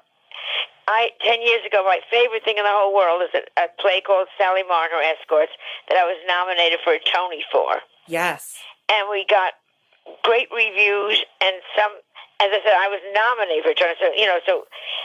But the people just didn't come. Some of the reviews weren't so wonderful. And it broke my heart. And I wasn't going to redo that again. Now you have spoken recently about wanting to bring Sally Marr. You wanted to do a revival of it. I would kill to do a revival of it. Do you think the time's maybe more right now? I think Lenny Bruce is totally forgotten at the moment. You do? She was his mother, and it's all about that she was the one, which is really true, that gave him all his thoughts, and she was the one that really gave him everything he talked about. Huh, interesting. And she was the most amazing, emancipated, brilliant woman. But I just think the time is wrong at the moment. Now you say to people, Lenny Bruce, and they stare at you. I know, isn't that a shame? Well, time goes on. Yeah. I remember my mother would talk to me about Clara Bow, and I would roll my eyes. You know? So when I talk about Lenny Bruce, I can see my grandson going, oh, she's going to talk about Lenny Bruce again. Did you have a crush on Lenny Bruce? Yes. He was so sexy. That's why he worked. The men adored him because he was brilliant and funny, and he was so sexy on stage. Wow. He was the whole package. Nice. Now, I know that you saw him. I know that you went to see him perform. Did you know him? No, but he came to see me perform. We were in a little club called the Bitter End, which is right opposite where he was performing. And he came over to see me and sent me a note saying, because I was bombing that night, you're right and they're wrong. Love, Lenny Bruce. Oh, my God. I carried it around in my brassiere for about 2 years, so it just disintegrated. Why did you never get it on with Lenny Bruce? Oh, because you should see what I look like. I know exactly what you look like. Please. You were beautiful. Yeah, right. You were. Yeah. I was the only one that was asked not to sleep her way to the top. You know, I mean, not that I never had anyone ever make a pass at me. You hear about these stories? Well, my God, she went into so-and-so's office and he started with it. Never happened to me. Mm-hmm. You know that I've told you this before, but you know you were like my husband's first celebrity crush. Yeah, well, then your husband really needs glasses. Well, he wears glasses now. Yeah, well, he needed them then. Oh, my God. Well, I mean, I think if anyone is ever going to maybe bring Lenny Bruce back to the place of prominence where he needs to be. Maybe it'll be you. Yeah, well, he without him, there wouldn't have been a George Carlin. I mean, we were all my level of where my generation was totally influenced by him. Yeah, I mean, he and then the next generation was all influenced by Richard Pryor. You know what I'm saying? And again, another 10 years, no one's going to give a shit about Richard Pryor. Right. Oh, that makes me sick. I know. Okay, so Celebrity Apprentice seems to be the most recent thing that sort of kickstarted your career again, because that's happened a number of times. So what did you think of all this stuff recently when he was possibly running for president and getting Obama to show his birth certificate? I think he truly believed it. You think so? I think he truly believed it. I think it may have started as a publicity stunt for the show, which it certainly ran its course, the same time Celebrity Apprentice is on. Surprise, surprise. But I think Donald absolutely believed it and went with it until he finally realized he's dealing with a whole different animal than what he's used to dealing with. Right. Now, you have said that you're a Republican, but you've also said that you voted for President Obama. Yeah, I'm all over the place. I'm all over the place. As I get older, you're goddamn right. I don't want to give you death taxes. It's double taxation. Right. Wait till you reach my age, Caissie. You suddenly say, wait a second, I pay for this house. Why should I? No. I'm totally against all that kind of stuff. So, yes, I'm very Republican on that. I am very Democratic when it comes to abortion. I'm very Democratic when it came to gay rights. So I'm all over the place. You're just independent-minded. Independent. Now, what do you... till it comes to money, and then I'm strictly Republican. Now, what do you think of Obama? Are you going to vote for him again in 2012? I mean, I love him, but I'm kind of mad about his, he's being so gross about gay marriage, in my opinion. He's wishy-washy. Right. Make a stand. Oh, but like gay marriage, we should have just come out and said yes. Right. Yeah, and don't give us this bullshit. And I love when one lesbian came out and said, he's all for us when it comes to us giving him money, but he won't come out and let us get married. It just nobody, but it's not just him, it's everybody. Yeah. I want to knock Obama. You know what I'm saying? Yeah. Now that gay marriage is legal in New York, how excited are you? Or are you disgusted? I think it's a tragedy. You know how many of my friends are going to suddenly, when they break up, realize they only now have half a house in the Hamptons? Do you think you'll be invited to a lot of gay weddings coming up? I've already been asked to give a lot of gay friends away. Oh, that's good. Yeah. Well, you're going to have to buy a lot of gifts, though. A lot of gifts, but I'm thrilled. If you want to get married, you're over 21, and you want to mind your business and do what you want. Absolutely. Good. I'm glad you feel that way. So we talked about this a little bit earlier about the sexism thing. Does it ever bother you to be referred to as a legendary female comedian instead of just a legendary comedian? And not me so much, even. I'm doing something for Lucille Ball's 100th anniversary, her 100th birthday. And every single reporter has said to me, she was one of the great comedians. And I say no. She's up there with Chaplin. She's up there with W.C. Fields. She's a woman. That's what I mean. Funny is funny. Watch her. She's just funny. Man, woman, or child. Yeah, that really annoys me. And it really, Lucy's comedy, I mean, the restraints of the time in mind that she was sort of playing a housewife, and that was a situation in that comedy that people were familiar with, but it really wasn't about being a female. She's my God, she's just brilliant. The stuff that she does. I'm talking about the physical comedy. Yeah, amazing. She's as good as Chaplin. There's no question about it. Watch her. She's brilliant. And not to mention, she was the brains behind her whole business. She was the brains. He was having a good time. She was the brains. So when you will hear it, you will still hear it to this day, somebody will make when people are having this sexism in comedy debate, sometimes people that are even, say, male comedians themselves will just say, I just don't find women funny. Well, that's their problem. Yeah, what do you think that problem is? Their problem is they're assholes. Next. I don't dwell on these morons. I don't give two, at this age, I'm losing brain cells so fast. I am not going to devote any to that. Good. Okay, I'm glad to hear it. I don't find women funny. Well, you know what? I don't find you funny. So let's calm down. So speaking of that controversy, let's talk about another controversy, which I know people have gotten your opinion on, but I'd like to hear more. What do you think about the recent things with like Gilbert Gottfried being fired from his job? Thank you for asking. Comedy is outrageousness. Comedy is politically incorrectness. And if you don't like us, you know what? Don't come and see us. Right. But don't you dare try to curb comedy. And if anyone wants to see really political incorrectness, come and watch me for an hour.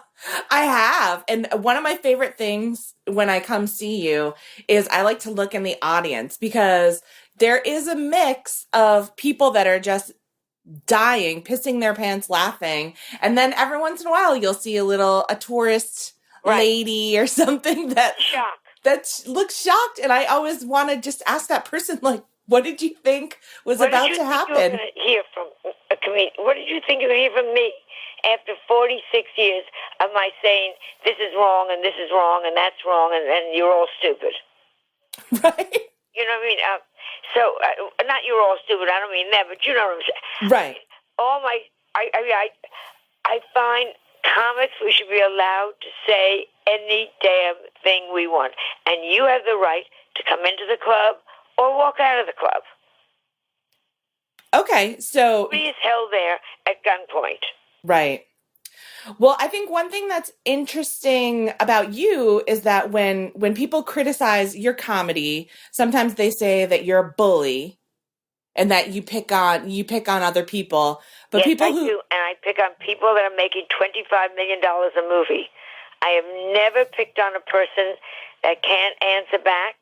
I have never picked on a civilian in the audience. I have never, ever done anything except, so I think Nicole Kidman is not the brightest bulb in the lamps. I'm sure she's up all night being upset about that one. God, Nicole's at home sobbing. So you're saying that you think these people are fair game? Oh, we're all fair game if we've gone into a public business. And we're in a business called Look at Me, whether you're an actor or a comedian or a singer. It's look at me, Mom, look what I'm doing. Right. So you think that you're fair game? I am fair game, and God knows I've been given it. Yeah. Do you ever think that people that focus on that part of your comedy are sort of missing the point? Like what Totally. Yeah.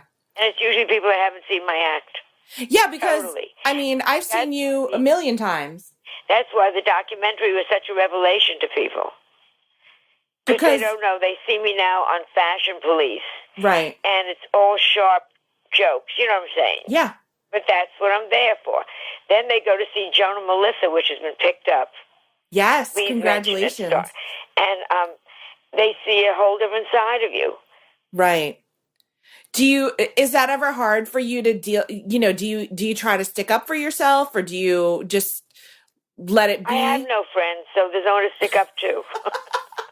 Because your personal persona is very different than your onstage persona. You're actually one of the most soft-hearted people that I know. Yes, but with your friends, we all say funny things. Fashion Police came out of sitting around and watching the red carpets at home on a couch with 6 friends, Right. And you say, my God, take a look at her. Right. You could tell that she has an IUD. This dress is too short. Now, okay, speaking of people that are fair game, you're pretty tough on your daughter in your act. Not really. Not really. You have to listen to the act. You're tough on yourself. I'm tough on myself. Right, okay. Tough on myself. I'm always, and always was. It was never my husband was the idiot. I was the idiot. Right. And how do you think she feels about being part of the act? Well, Melissa's got her own life. You know, she produces Fashion Police. Yes. She's on Access Hollywood. She's co-starring in Joan and Melissa. That's great. She's a brilliant producer, by the way. She's a very good. So, you know, it's a family business. Right. Okay, let me see. And it's been very generous to us. That's I love that. You know, I love to hear you say that because so many people, you know, that would make me love you alone. Aside from everything else, you know what I'm saying. You know, you're sitting in your big house, with your two Mercedes in the driveway, and you go, I hate this business. Then you know what? Get out of this business. Right. And go sell hats in Macy's. And take the bus. So why do you think people give you so much shit for the plastic surgery? It's gotten a lot less now because more and more, because most people wouldn't talk about it. Everyone's always done it. Right. But nobody really talked about it. Only comedians talked about it. Phyllis Diller talked about it. Kathy Griffin talked about it. And I talked about it. Then suddenly the reality shows came along and they all said, hey, this is a good episode. Right. So now everybody's talking about it. Right. I mean, yeah, it's so funny. I never really realized, you always talk about it and you've been very open about it and you kid about it yourself. Even though I think people can be really mean about it to you. People just want to be mean, and people are jealous, and people, you know, I never read anything negative. I'm being very honest with you. I don't read negative reviews. If someone said, somebody said something bad about you, I don't want to know. Right. You know, that's done over. If I'm not invited on a show, I don't watch the show. Right. I've never, ever seen Leno. I don't think anyone really watches it. I think people put it on. Thank you, but you know, I don't look to be heard, and I don't look. I just move ahead, move on. They're out of my life. Okay, cool. Yeah, I was just, you know, it's interesting that you said that about being open about the plastic surgery because I didn't really realize it until B. Arthur died, and then seeing all these pictures of her throughout time. She had a completely different face when she passed away than when she was on Maude. Carol Burnett. Yes. Goldie Hawn is unrecognizable. There's a movie called Money, and I watched it when I thought, I know that girl. And then I realized it was Goldie Hawn before she did everything. Everybody. But they just all talk about it.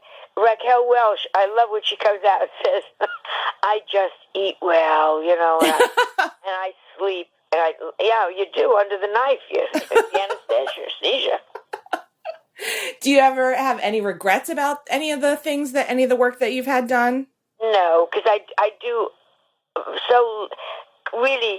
I do a little, you know. Yeah. I never did a lot. I would always go in and just get a little tuck here or a little tweak there. So it was always very minor. Okay. Constant. I haven't done anything in 4 years, though.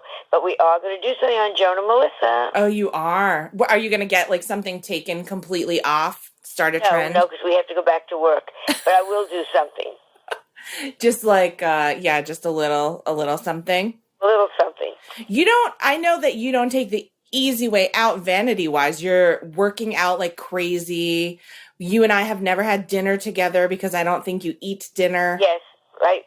I like to eat in the day. I don't like to eat at night. You don't eat after 4 p.m., right? It's not that I don't eat. It's I prefer not to. You know what I mean? I'm not hungry. So I will eat sometimes.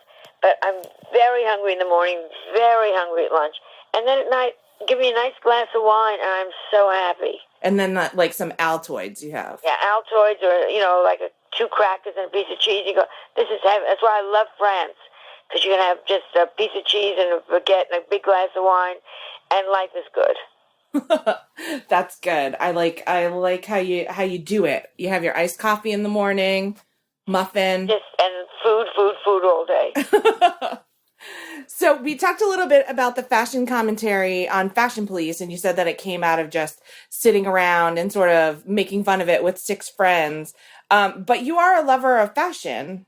I love fashion. I think fashion is, but I don't take it seriously. I think it's so much fun, and I think you should try everything. And right now, at my age, my nails are all different colors, but I'm having such a good time with it. Fashion should be something you have fun with and enjoy. And anyone that it's so serious, and we have to wear this. Oh, go away. Put on 19 necklaces. Let's have a good time. And you have a little bit of a fashion background. You worked at a button company once, right? I worked at B. Blumenthal Buttons in college. A button is a thing of beauty. I gave them a motto. But they told you to stop doing that. They told me to stop the motto, and they fired me. I worked at Lord & Taylor doing their windows. And my jewelry company, we all forget QVC. I do jewelry, and I now do clothing for them, too. You do everything. I enjoy it, but I don't take it seriously. And I have a question about QVC. You do it because you love it, and it's fun. Because it supported me. Well, that's what I was going to ask. Do you do better selling as a jewelry salesperson or a comedian? Let me explain to you. As a comedian, you have one great year, one bad year. You don't know. I will never get rich from Joan and Melissa or from Fashion Police. Right. They're in retirement fund in what and we pay you. Right. But it's wonderful to do. Do you understand? Yeah. QVC, God bless it, has supported my family for 20 years. And and I adore doing it. Yeah. What do you like about it? Do you like the opportunity? The designing of jewelry? Yeah. My God, you can't get more fun than that. I mean, that's just, let me do a turtle pin. I'm going to do this in blues and greens. Oh, and here it is. Oh, it's great. Well, a lot of people don't know that you're an artist. Yeah, well. You're very talented. Yeah. Next. I can't believe you're glossing over. You're really good. I'm not a good painter at all, but I enjoy it. And that's what's so nice.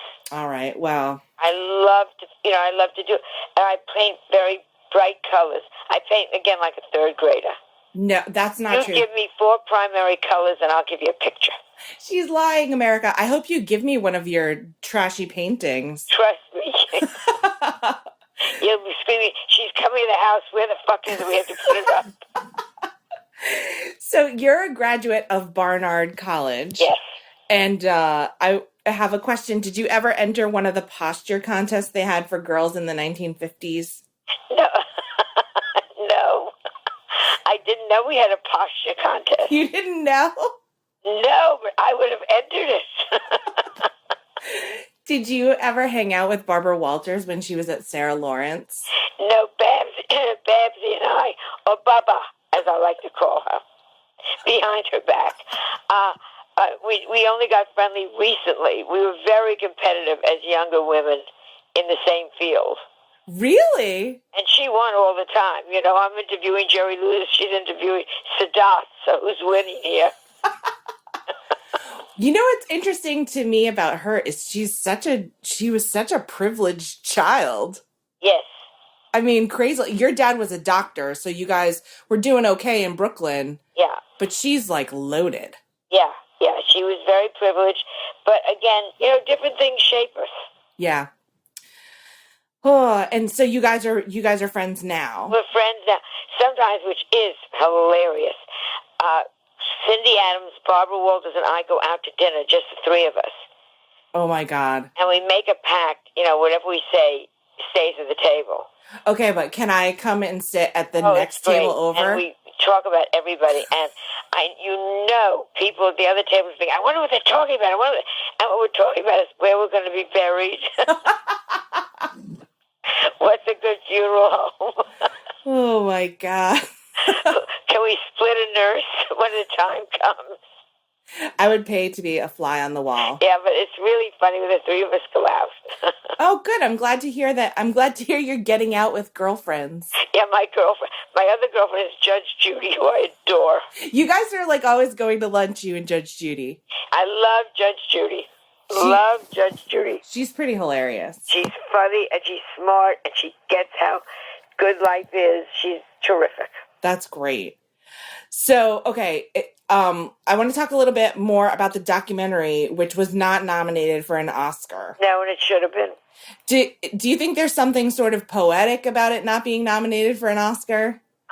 Yes, I think it's absolutely what I say in the documentary. Nobody ever, and I go back to do it in the documentary, I'm always the one they ignore. I'm always the one under the radar. I'm always the one that's not recognized. And I'm so used to it that, and the documentary just proved it again. Right. If the documentary had been about Carol Burnett, it would have been nominated. You think so? Yeah, I really mean it. And it's not even just that it wasn't nominated. There were 15 nominees, and it wasn't one of them. Were there even 15 documentaries? It didn't even make the short list.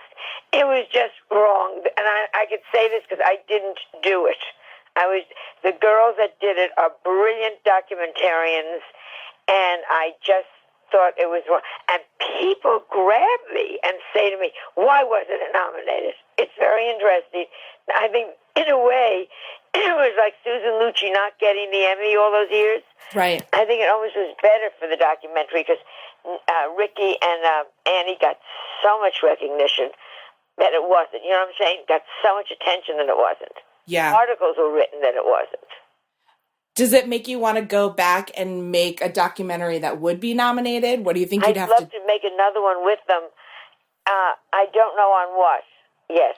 But they were a joy to work with and smart, and the editing was brilliant, and the music was wonderful. The music was amazing. It was a very good documentary. Yeah. So, okay. We talked about the Celebrity Apprentice, and we talked about Joan and Melissa. Being with my daughter, which is very interesting, and I think the reality show is a terrific reality. We're the only truly funny reality show because our life is funny.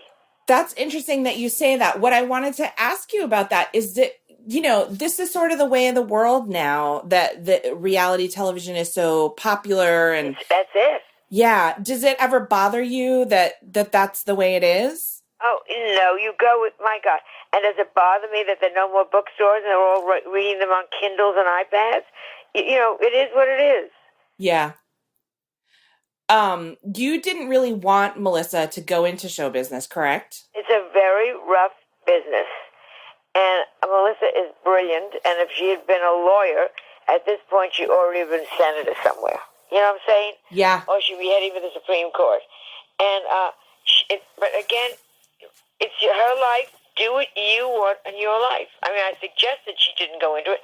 The minute she said, I'm going into it, fine, good, go. Enjoy yourself. You know what I mean? Life, you should just do what you want to do in life because it turns around on a heartbeat. Okay.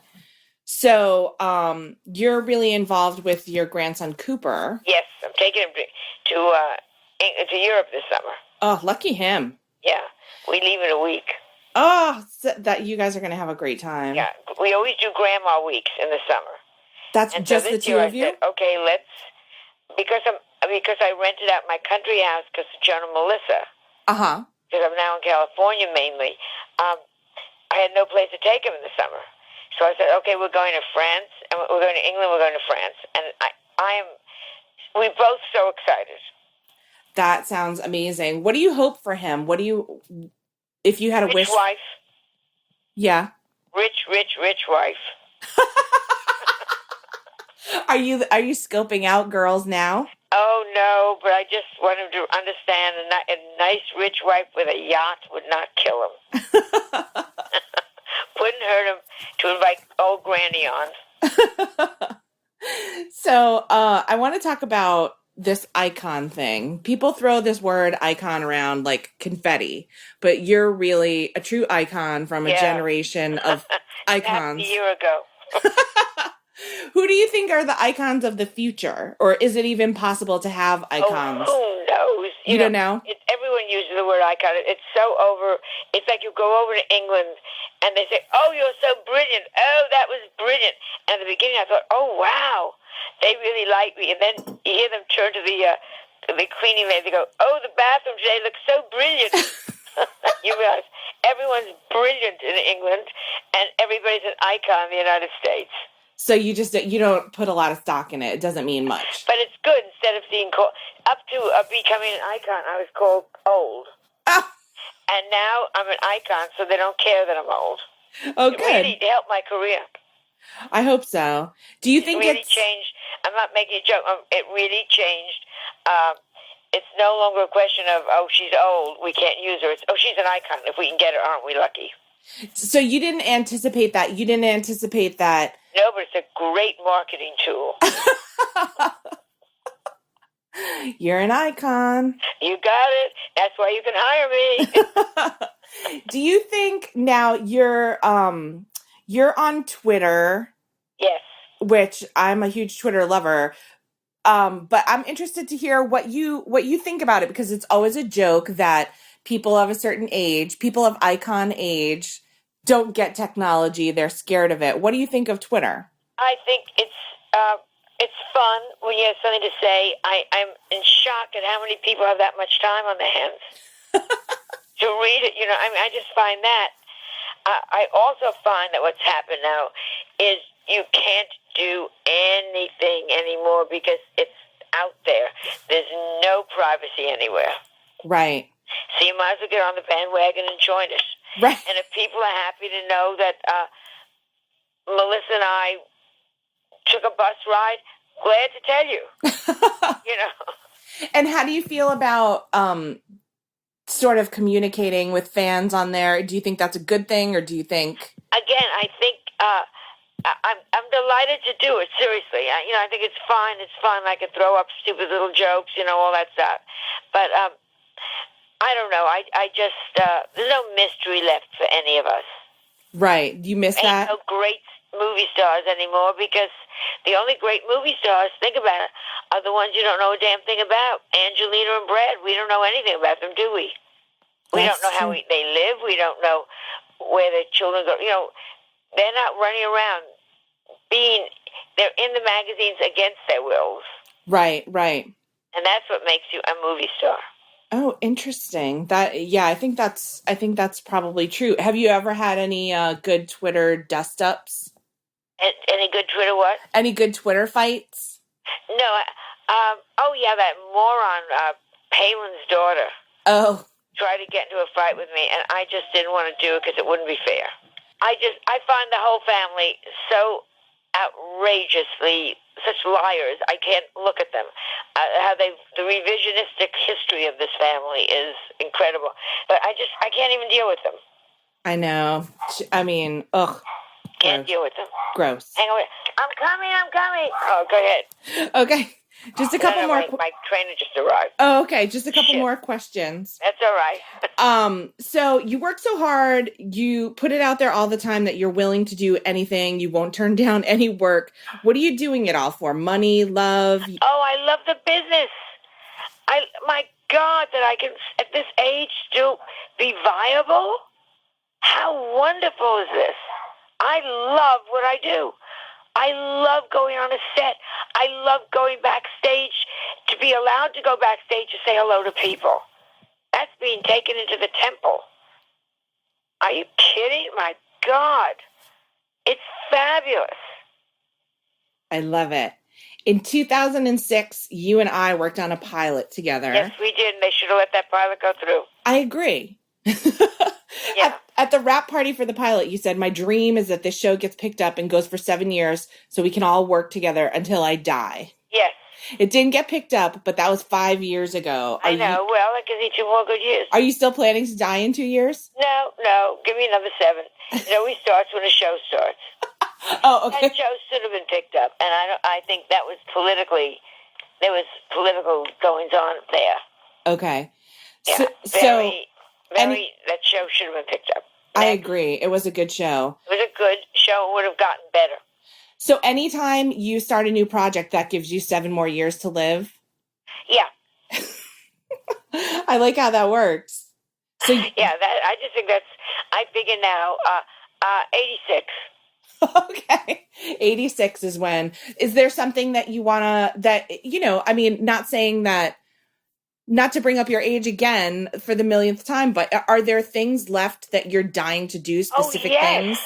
Again, I would kill to do a late night talk show, but I would like to do one like late night, because people TiVo now, so it doesn't matter when you put it on. Okay, that's true. You know, we get the biggest numbers on Fashion Police on Saturdays, and we premiere on Fridays. Right. And huge numbers are Saturdays. So you really want to do a late night talk show still? Oh, I would love to do a late night talk show. And is there anything else that you're still love to go back to Broadway? Dying to write another something. I don't even know I love writing. Love writing. Your movie Nothing more exciting than writing something. Oh, you come out of a good session. It's so fabulous. You've written your one-woman show. You've written books. You've written 2 films. I'd love to write another comedy movie. Love to write a comedy movie. You know, I don't think people know so much about your movies, but they're really underappreciated. Rabbit Test got its first. Somebody looked at it, and it got its first good review. Just recently? Yes, about 6 months ago. Some idiot, I don't know who it was, looked at it and wrote a review. Said, "This is really very funny." It is funny. So at the time, it was so outrageous. Oh my God! It was just too outrageous, and they weren't.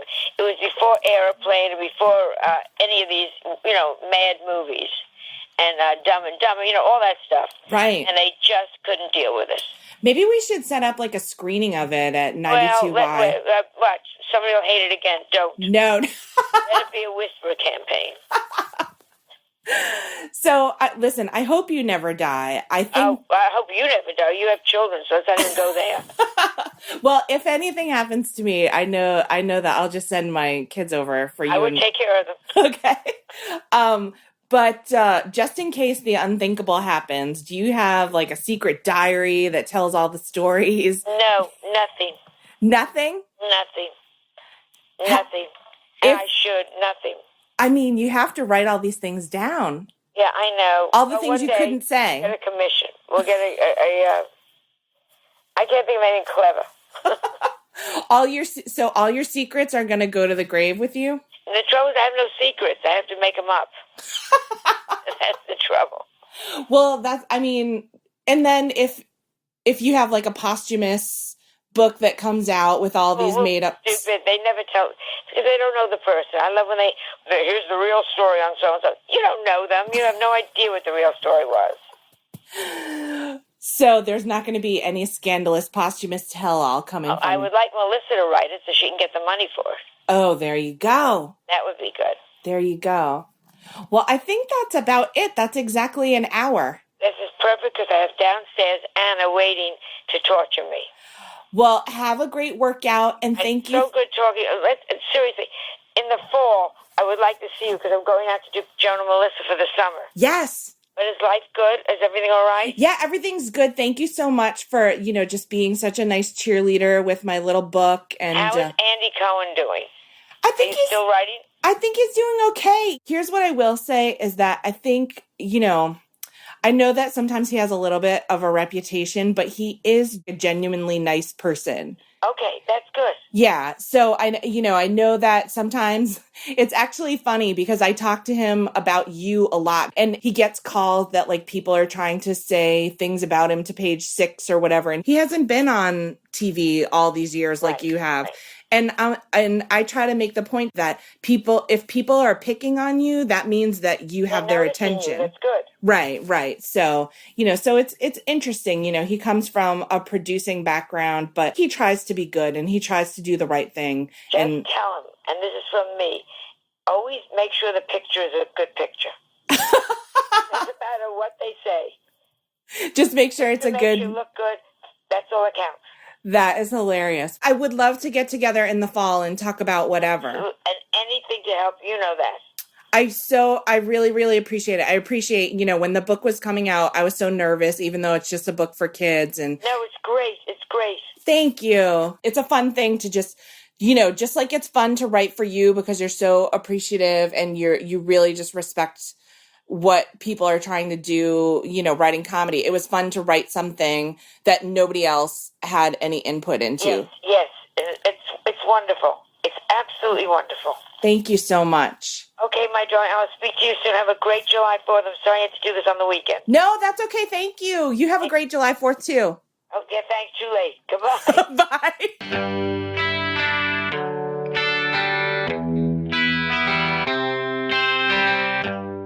Vizzy! Vizzy, Vizzy, Vizzy, Vizzy. Vizzy.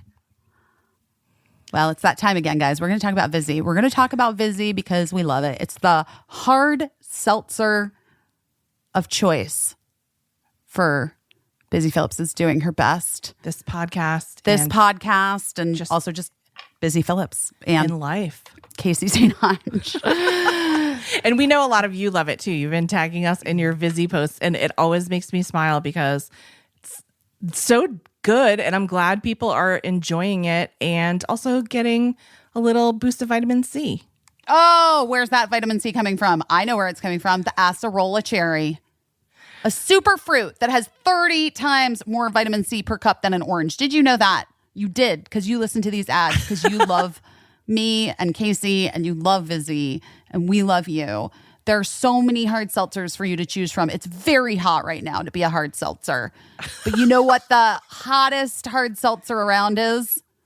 It's the one that has the antioxidant vitamin C added to it. That's what makes your choice easier. Vizzy. And also a lot tastier. The flavors are so good. Listen. Pineapple mango is for me. Black cherry lime, I'll take it. Blueberry pomegranate, strawberry kiwi, papaya passion fruit, watermelon strawberry, blackberry lemon, raspberry tangerine. Try them all. They also Vizzy launched their own lemonade hard seltzer with 4 flavors: watermelon, peach, raspberry, strawberry. And guess what else it also has in it? Vitamin C. Obviously. It has vitamin C. It has the acerola cherry right in there. Here's the point is like, you're going to have a drink. You're going to enjoy yourself. It doesn't hurt to get a little extra vitamins in there. So why would you not choose the one that's giving that to you? I mean, honestly, it makes the choice very easy for me. So listen, upgrade your hard seltzer to Vizzy, my friends. To find out where you can purchase Vizzy, go to VizzyHardSeltzer.com/busy. That's Vizzy, so spell it Vizzy, hardseltzer.com/busy. So Vizzy, Vizzy, hardseltzer.com/busy, busy.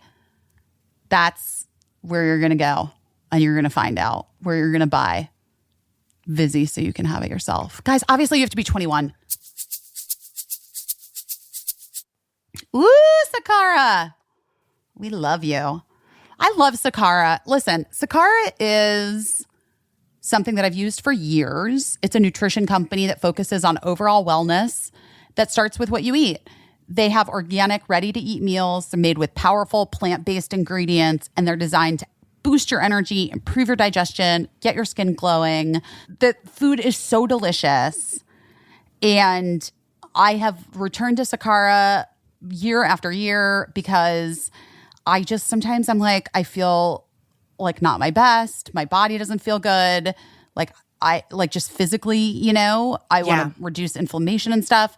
And they have a menu of very creative, chef crafted, ready to eat breakfasts, lunches, dinners. And it changes weekly. Yeah. So you don't get bored. Yeah. And it's delivered fresh to your door anywhere in the United States.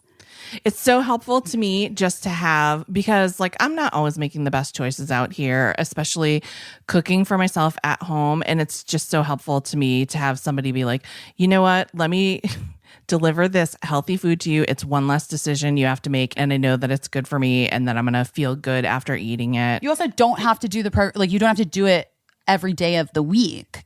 Sometimes I'll go through periods of time where I'm like, I want to do Sakara twice a week for a while and just have the 2 plant-based days, better for the environment, blah, blah, blah, blah, blah. I feel better. My skin looks good. Everything's good. Along with delicious plant-rich meals, Sakara also offers daily wellness essentials. They've got supplements and herbal teas. I really love their raspberry tea thing. that supports your nutrition. And you can experience the transformative power of plants with their best-selling Metabolism Super Powder made with organic raw cacao. It boosts energy and helps to eliminate bloating and reduces fatigue. So that's all good stuff. All good stuff. Sakara has received rave reviews from Vogue, Goop, New York Times, and me, Busy Phillips. And right now, Sakara is offering our listeners 20% off their first order when they go to sakara.com/busy or enter code BUSY at checkout. That's Sakara. It's spelled SAKARA.com/busy. And you'll get 20% off your first order. Sakara.com/busy. That was really sweet. Yeah. And also huge thank you to Melissa Rivers.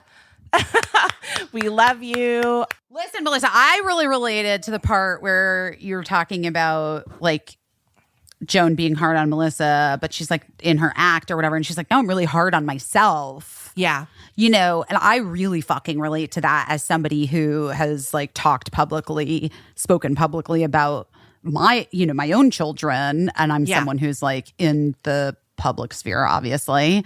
But I do always feel like the person that I've been hardest on has always been myself in terms of like my parenting and the way that they, and whatever their behavior is, like just directly is reflected in my ridiculousness. All right, now you're going to just die. I need to get my nails done because I'm going to Fashion Week. You're going to Fashion Week? That's exciting. I'm doing some Fashion Week things. Yeah, that is exciting. I'm doing, today I'm going to Christian Siriano. Oh, nice. Super exciting. I love Christian. I'm good friends with him. Yes. I mean, I'm friends with him. Good friends.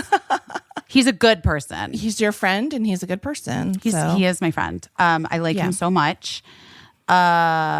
And I'm excited to go to his show. It's a nighttime show. And I'm going to Ula Johnson tomorrow morning, super early. Oh, okay. Well, you know I love Ula Johnson. And Cinca Sept, which I also like a lot after that. And then Bathsheba at the end of the week. Oh, nice. Exciting. I know. It is exciting. I'm also doing some Fashion Week things from here. What are you doing? Front Row Daily magazine has like a fashion awards. Like it's not televised or whatever. I know all about it. I've been multiple times. I presented Carla Welch with one years ago. Oh, yeah, that's true. Yeah, okay. yeah. So I went with Christian Siriano once. I probably worked on it that year too. I worked on it many years. Oh, right. Yeah. Wait, who was it that hosted the year that I presented? It was 2017, the year that I went. Was it? It wasn't Alan Cumming. Was it Ashley Graham? No. Was it Nick Jonas? No.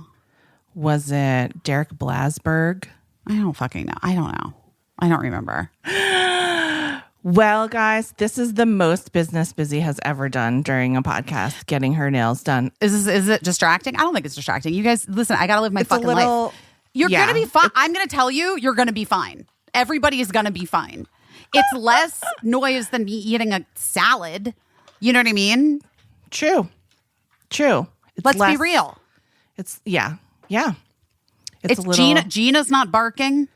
It's true. So yeah, I mean, I've had to do lots of things in my life whilst getting my nails done. I'm not kidding. This is the least I've had to do while getting my nails done. We would have like meetings for Busy Tonight while I was getting my nails done. Remember? It's true. Yeah. And then one time I had an IV. It's true. Yeah. One time you had an IV. That's very normal in a TV show setting. Hollywood break. The worst type of meeting as a person that works on a TV show or a movie is trying to brief the talent while they're getting their hair and makeup done, because love hair and makeup so much. Blow dryers are allowed. And also hair and makeup people generally don't care what you're trying to brief the person on. So they're like, they're doing their own thing. So they're talking about like colors and styles and talking to each other. Or sometimes they just like sometimes they just sort of jump in and like Yeah, and add they're like- their own thoughts. Yeah, I mean, and then- I have experienced that myself where like then someone on the team is like, "Oh, that is funny. You should say that." I don't know about that. I don't know if I like that. And you're like, "Wait, what? What's happening right now?" Okay. Well, it's nice to have some input. Am I wrong? I'm not wrong. No, I know it I'm not does wrong. happen. It does happen. But you're always really nice about it. But other people are like, I've seen some talents get wild in the hair and makeup room, and the with like the chaos of everybody trying to do 52 things. It breaks their brain, and it's like it's very interesting to watch. Because you're not meant to listen to 4 things at a time. Have you ever been in a Cracker Barrel? Yeah, of course.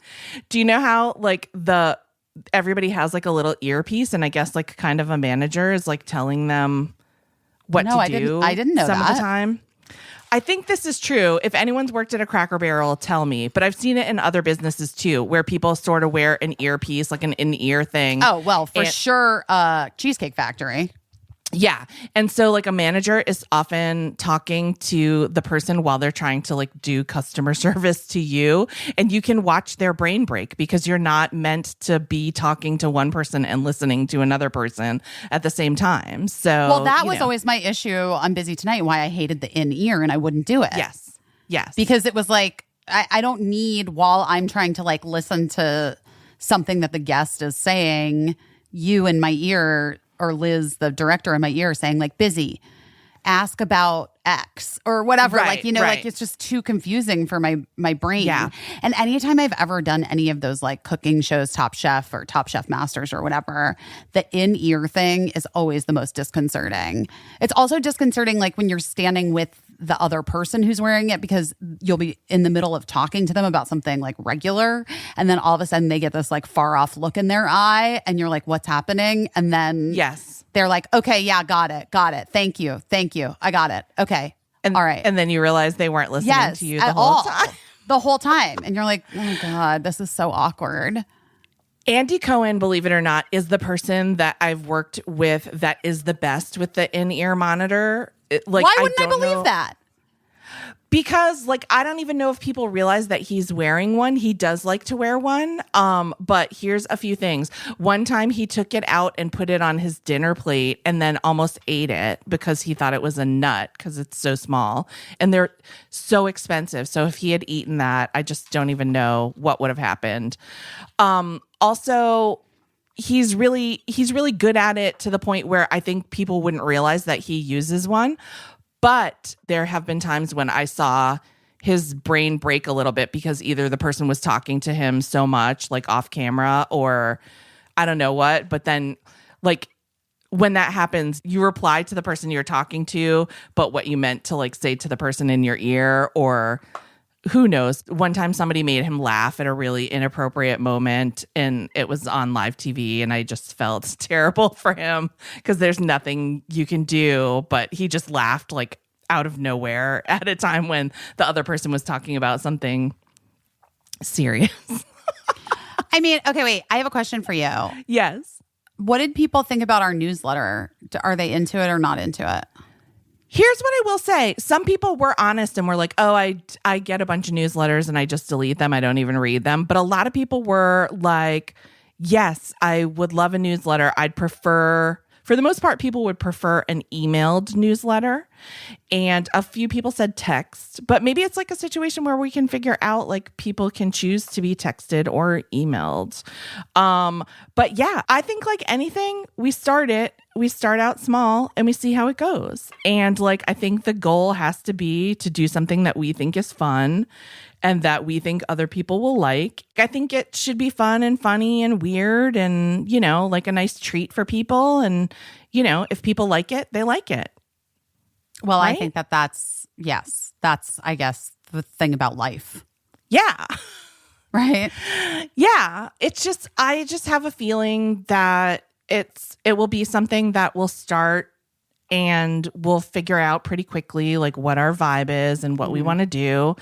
And I think we'll figure out pretty quickly like, what our starting audience is and how many subscribers we'll have. And then we'll just learn as we go. Like we did this and we learned it. And there was a time when we thought we wouldn't know how to do this at all and we couldn't do it on our own. And we 100% do it on our own. 100%. Except for some stuff. Yeah. The stuff that we don't do on our own. That we have to, pay people to help us with, and because they're the best at it. But we do like 90% of it on our own. I mean, you definitely do. Well, it's the royal we. It is the royal we. Whatever I'm doing is on your behalf at this moment. Well, that's nice. Well, guys, I don't know. I feel like I could take a nap right now. I feel very tired. I know. That's not great. Yeah. Oh, but you know what? Also, I just realized. What? I don't think I've eaten today. Oh, God. Well, it's only 2:18 here. That's not crazy for me. Because I do my bulletproof coffee in the morning and then I eat lunch, right? Yeah. So it's about now is the time.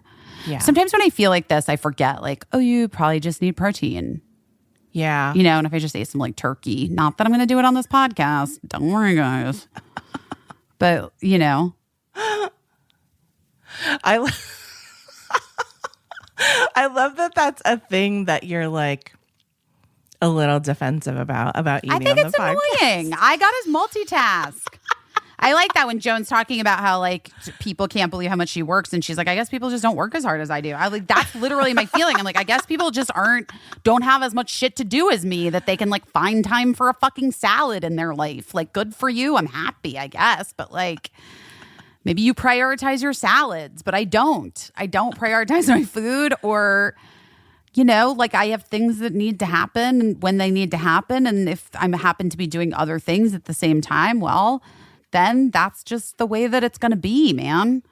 And I'm trying hard to give everything its due, but, some things are going to fall to the wayside. Let's be real.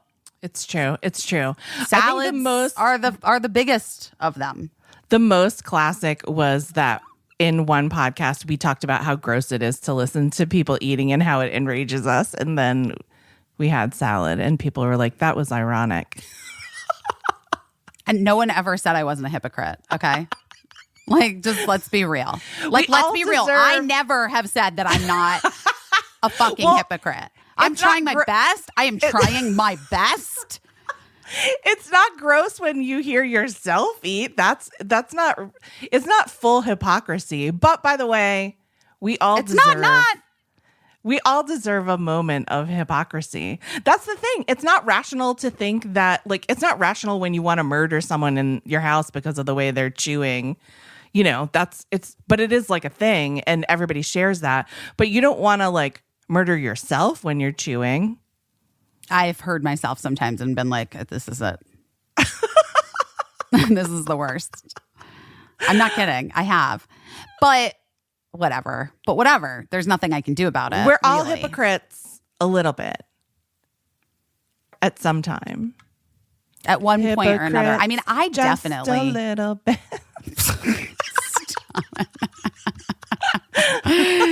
Listen, I mean, the amount of judgment that I will find myself having about certain things where I'm like, I am just like so no judgment. And then I'm just like the judgiest judgerson that's ever existed.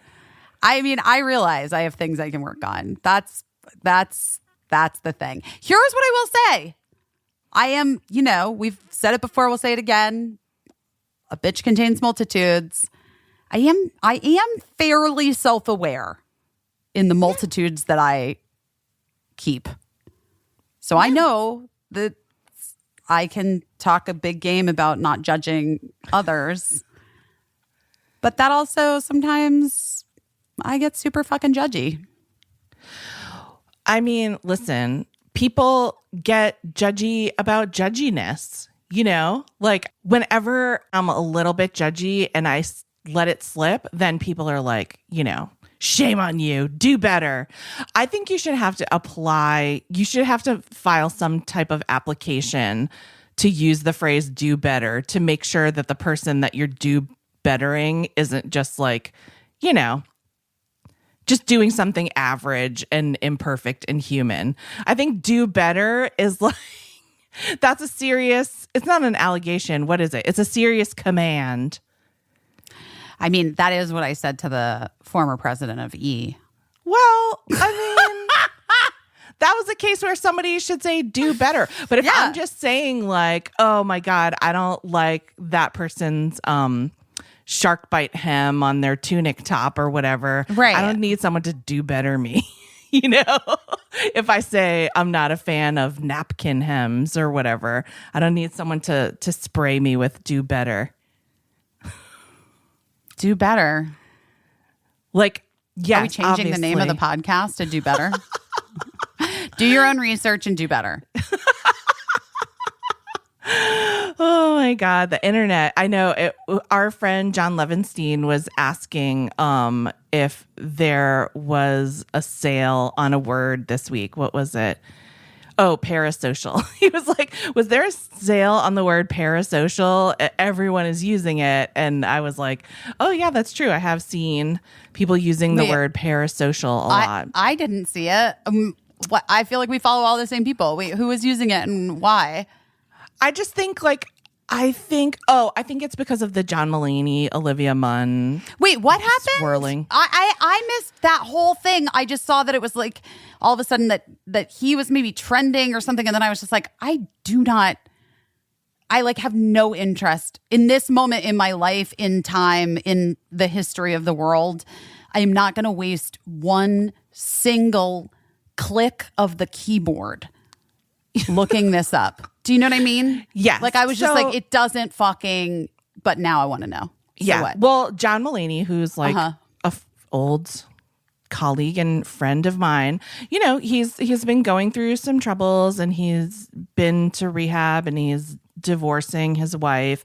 And then the rumor is that he's dating Olivia Munn.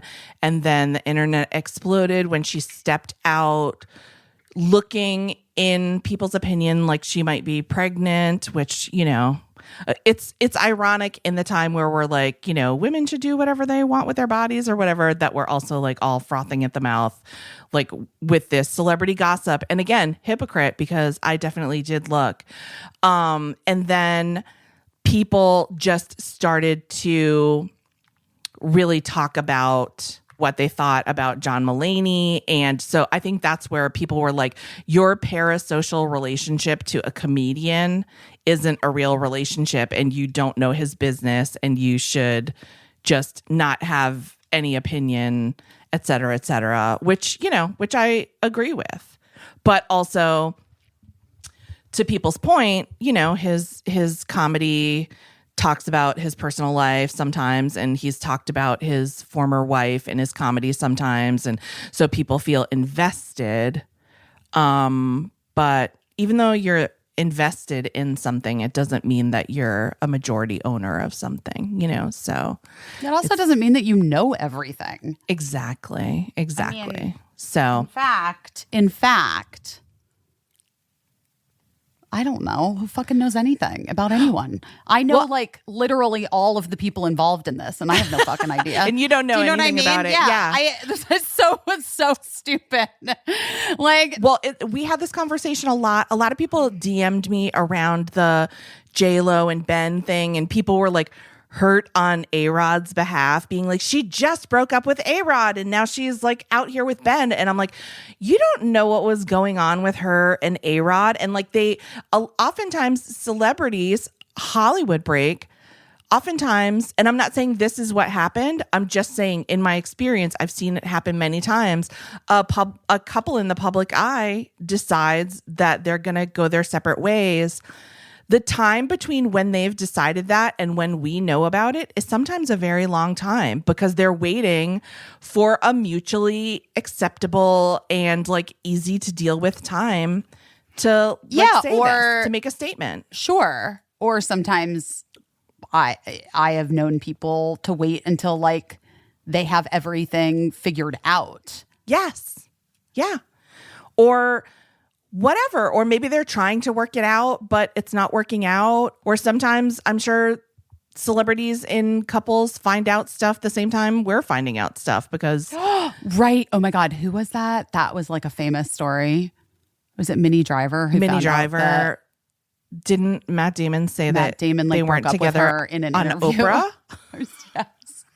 I don't mean to laugh. I really don't. No, but it's I just mean, like that's that is just like, so fucking insane. It's wild. Can you imagine? It's wild. Like what? Wait, what? That's how busy Matt Damon is. You have to eat a salad on a podcast. He has to break up with Minnie Driver on Oprah because he probably like thought that he had. I don't think that has to do with busyness. I'm gonna just say that right now. I actually think that's a different. That's a separate. It's just situation. a robot man with a to-do list that he got out of order. So Oof. Yeah, that's a real oof.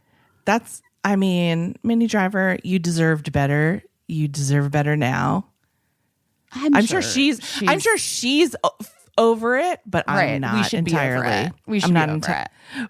But that's our parasocial relationships for you. I don't know Minnie Driver. I do. Of course you do.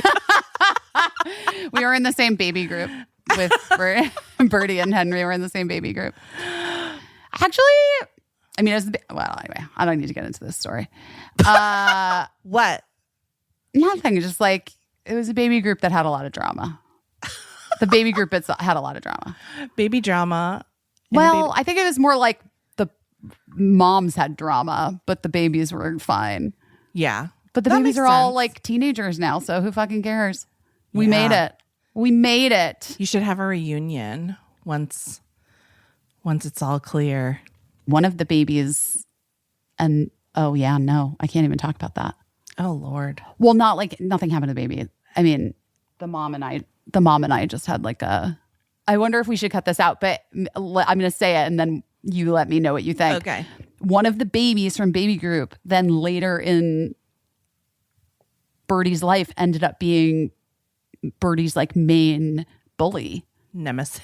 No, bully, not nemesis. But then the way it all went down and how it was handled was so fucked. Yeah, it was never resolved in a satisfying way. And I was just like, I'm just like a fucking mom out here trying to like make sure my kid's okay. Like, what is happening? Yeah. I felt like I was in a Reese Witherspoon TV show. Pick one. Yeah, that's the thing about parenting is that I mean I think we all get blinders on sometimes for better or for worse. Like I think sometimes people are super hard on their kids when their kids are doing fine and doing great, and it's hard to like step outside of yourself and see that. And then there's like the opposite where people are like, my kid can't do any wrong, and and they're an angel. And then when you try to tell someone like, listen, yes, all kids are trying their best, but there's this problem going on. It's really hard when anyone's ever in denial about cooperating on something like that. That was the thing. Like, if anything, I'm more like the first kind of parent that you mentioned, not the second kind, where I'm like, what did my child do? Do you know what I mean? Like, I've always just been on the side of like, we're all human, we're all learning. Yes. Like, let's figure it out. Yes. But yeah, I mean, when other parents were like digging their heels in, I was like, oh, this is fucked. Yeah, that's where the blinders come in, right? Because you're so often where like you just have to support your kids and and support their dreams and not crush their spirits or whatever. But like every kid at some point, their dreams are to like bully another kid and their spirit is evil. So in those cases, it is okay to step in and be like, oh, we don't do that. Yeah. And like, honestly, sometimes it's not easy. Like to have the moment where you're like, eek, this is an awkward text I'm about to send to you, other parent that I barely know. But like, I've done it. Yeah, it's difficult. And, and I think that I've had both experiences. Like my kids they're good guys, but they have certainly had moments where they weren't the nice kid in like a social situation or whatever. And it's really hard to, and there was a time when we were, visiting some type of middle school administrator, always, just visiting her office more than I'd like to. But what I always appreciated about her is she would be like, here's what your kid did. And like, here's how we're dealing with it. And of course you're like, it stings, right? Because you're like, ugh, I raised them better than this. But that's like part of being a kid, is being like a dick, like almost every kid tries it at some point because they're trying to like establish their, where they fit in, and they're trying to feel their power and all those things. But anyway, one thing I appreciate about her is that always after she told us, like, here's what they did, here's the punishment, here's what, you should probably address this at home. She always would be like, by the way, though, here are like a couple good things that your kid did that I really like appreciate about them as a person. And I always liked that like reset, because my instinct would to be super hard on my kid for like fucking up. And so then she would be like, oh, and also your kid was like a really good citizen just a couple weeks ago. Here's like an example of, which I thought was so nice. But that administrator, I believe, was arrested for slapping a man in a parking lot. No. Oh my God, that is some misplaced anger if I've ever heard it.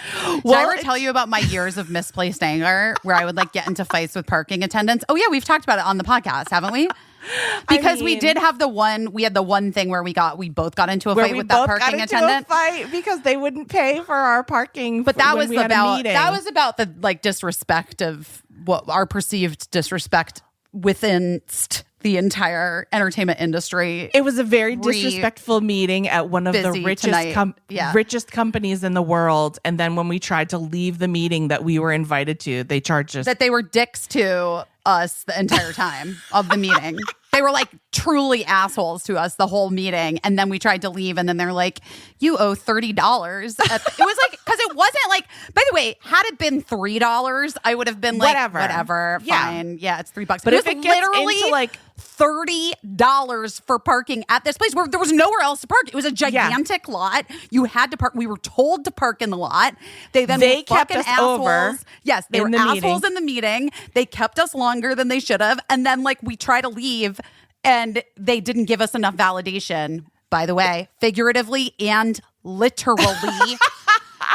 And the guy tried to charge us each $30, and I was like, absolutely not. I'm so sorry. I'm so sorry. If it costs more than an iced coffee, I'm disputing it, because like an iced coffee on a day like that day is the only thing that's going to like make anything close to right. And so I need $3 and above. Anything that's like $3 and above, I'm fighting for it. I'm gonna fight the power on that. It was like 30. It was 30. I'm not kidding. It was ridiculous. I think it was like 30 fucking dollars. Yes. But before that, years ago, I used to like have weird anger. Yeah, it was like a Karen. It's a Karen vibe. If you don't, that's what that is. If you don't have a good therapist or anyone who's like helping you break down like what your anger is at or who it's to or about, like you will find yourself punching down. Yeah. Like you will find yourself getting into like petty arguments with people, thinking like because you feel like they're taking advantage of you or using you, but like it's really not like the parking guy. It's not his fault. Yeah, it's not that his you fault. Feel He's that just, like, way, following the rule book, right? But you feel that way because of probably other bigger things in your life that you need to like look at and address. Yes, because then the parking guy. I mean, like neither one of us was rude to the parking guy. No, like we didn't like, fight what? with him. We didn't yell at him. Like we were just like, oh, I'm so sorry. No, there's a mistake. Can you call, please? Is there a manager that can help? Because, okay, yes. I mean, I will pull back and go back in, but there's a line behind me now. But is there a way to call? I'm going to try to call if you don't mind. Okay, thank you. Guys, that's almost exactly what it sounded like. Interaction. Boom, boom. And then he was like, and then he literally was like, yeah, it's fine. It's fine. Just go. Just go. Get out of here, lady. Lady, just go. Just go get yourself a nice coffee and calm the fuck down. Oh my gosh. But yeah, I mean, listen, again, like while talking about like how kids are, whatever, we've all had that moment where we're acting in a way that we're not proud of and that we really regret. And sometimes it's about the person, but sometimes it's about other things. And I guess from this pre-work that I've been doing for the place I'm going, the therapy place, I guess it's all about our parents. Oh, is it? I mean, kind of. It's like all about childhood stuff. Okay. All right. Like every pattern is like established, there are like all these patterns that are established. That makes sense because they say, what do they say about like learning a foreign language? If you start before you're 12 years old, it forms like, synaptical connections, but you learn your own language too, probably in that time in your life and form those patterns in your brain that are going to be with you for a long time. Right. So part of like this work that I'm going to try to go do is re-pattern my brain and get rid of some of the things that have been holding me hostage. The patterns that have been holding me hostage. I don't know. I actually don't know about that. I'm nervous in a few ways. But I also feel like I'm really open to it and I have nothing to fucking lose because I could not cry any more than I have cried in recent days, weeks, months, years. And I do feel like I've heard from enough people that have like done this thing that what if I was like, it's just ayahuasca? I would support you. I'd support you. By the way, maybe I should have just done that. Maybe ayahuasca seems like less work than what I'm going to do. But most everybody that I've either heard from directly or like, oh my God, my friend did that program, have said that it like changed them for the better in remarkable ways, like changed patterns that had really been upsetting to them and like problematic and things that they felt like were like led to a lot of just like inner turmoil. Yeah. And so maybe I'll just be like a totally different person. And then I don't know what that would I don't even know what we would do with that. Well, I hope you're not a totally different person because I like and love the person that you are now. But it would be nice to feel some relief from some things that are bothering you. I'm sure a lot of people are feeling like that. The only thing that I will say, there's two benefits to, there's one benefit to doing this retreat thing during COVID. And then there's one like downside. And the downside is obviously like mask wearing, because like doing therapy, I don't know. It just seems weird that we're going to be like all wearing masks for most of it. Yeah. But I guess the one upside is that normally they would have people like have roommates. You would like be sharing a room. Okay. But I don't have to share a room because I wondered about that. COVID.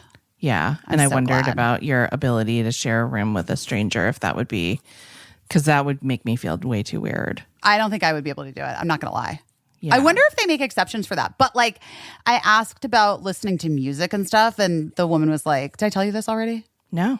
Oh, and the woman was like, basically, I'm not going to tell you can't like bring something to listen to music on or listen to music, but basically what we're asking you to do for 1 week is like not engage in your usual distractions and how you escape.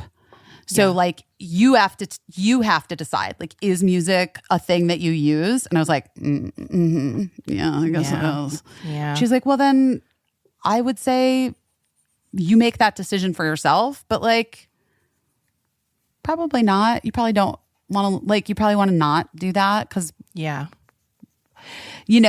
like you're not supposed to, like if you're a person that works out every day, you're not supposed to do that. Like all the things, they take like all the things away. I mean, you get coffee.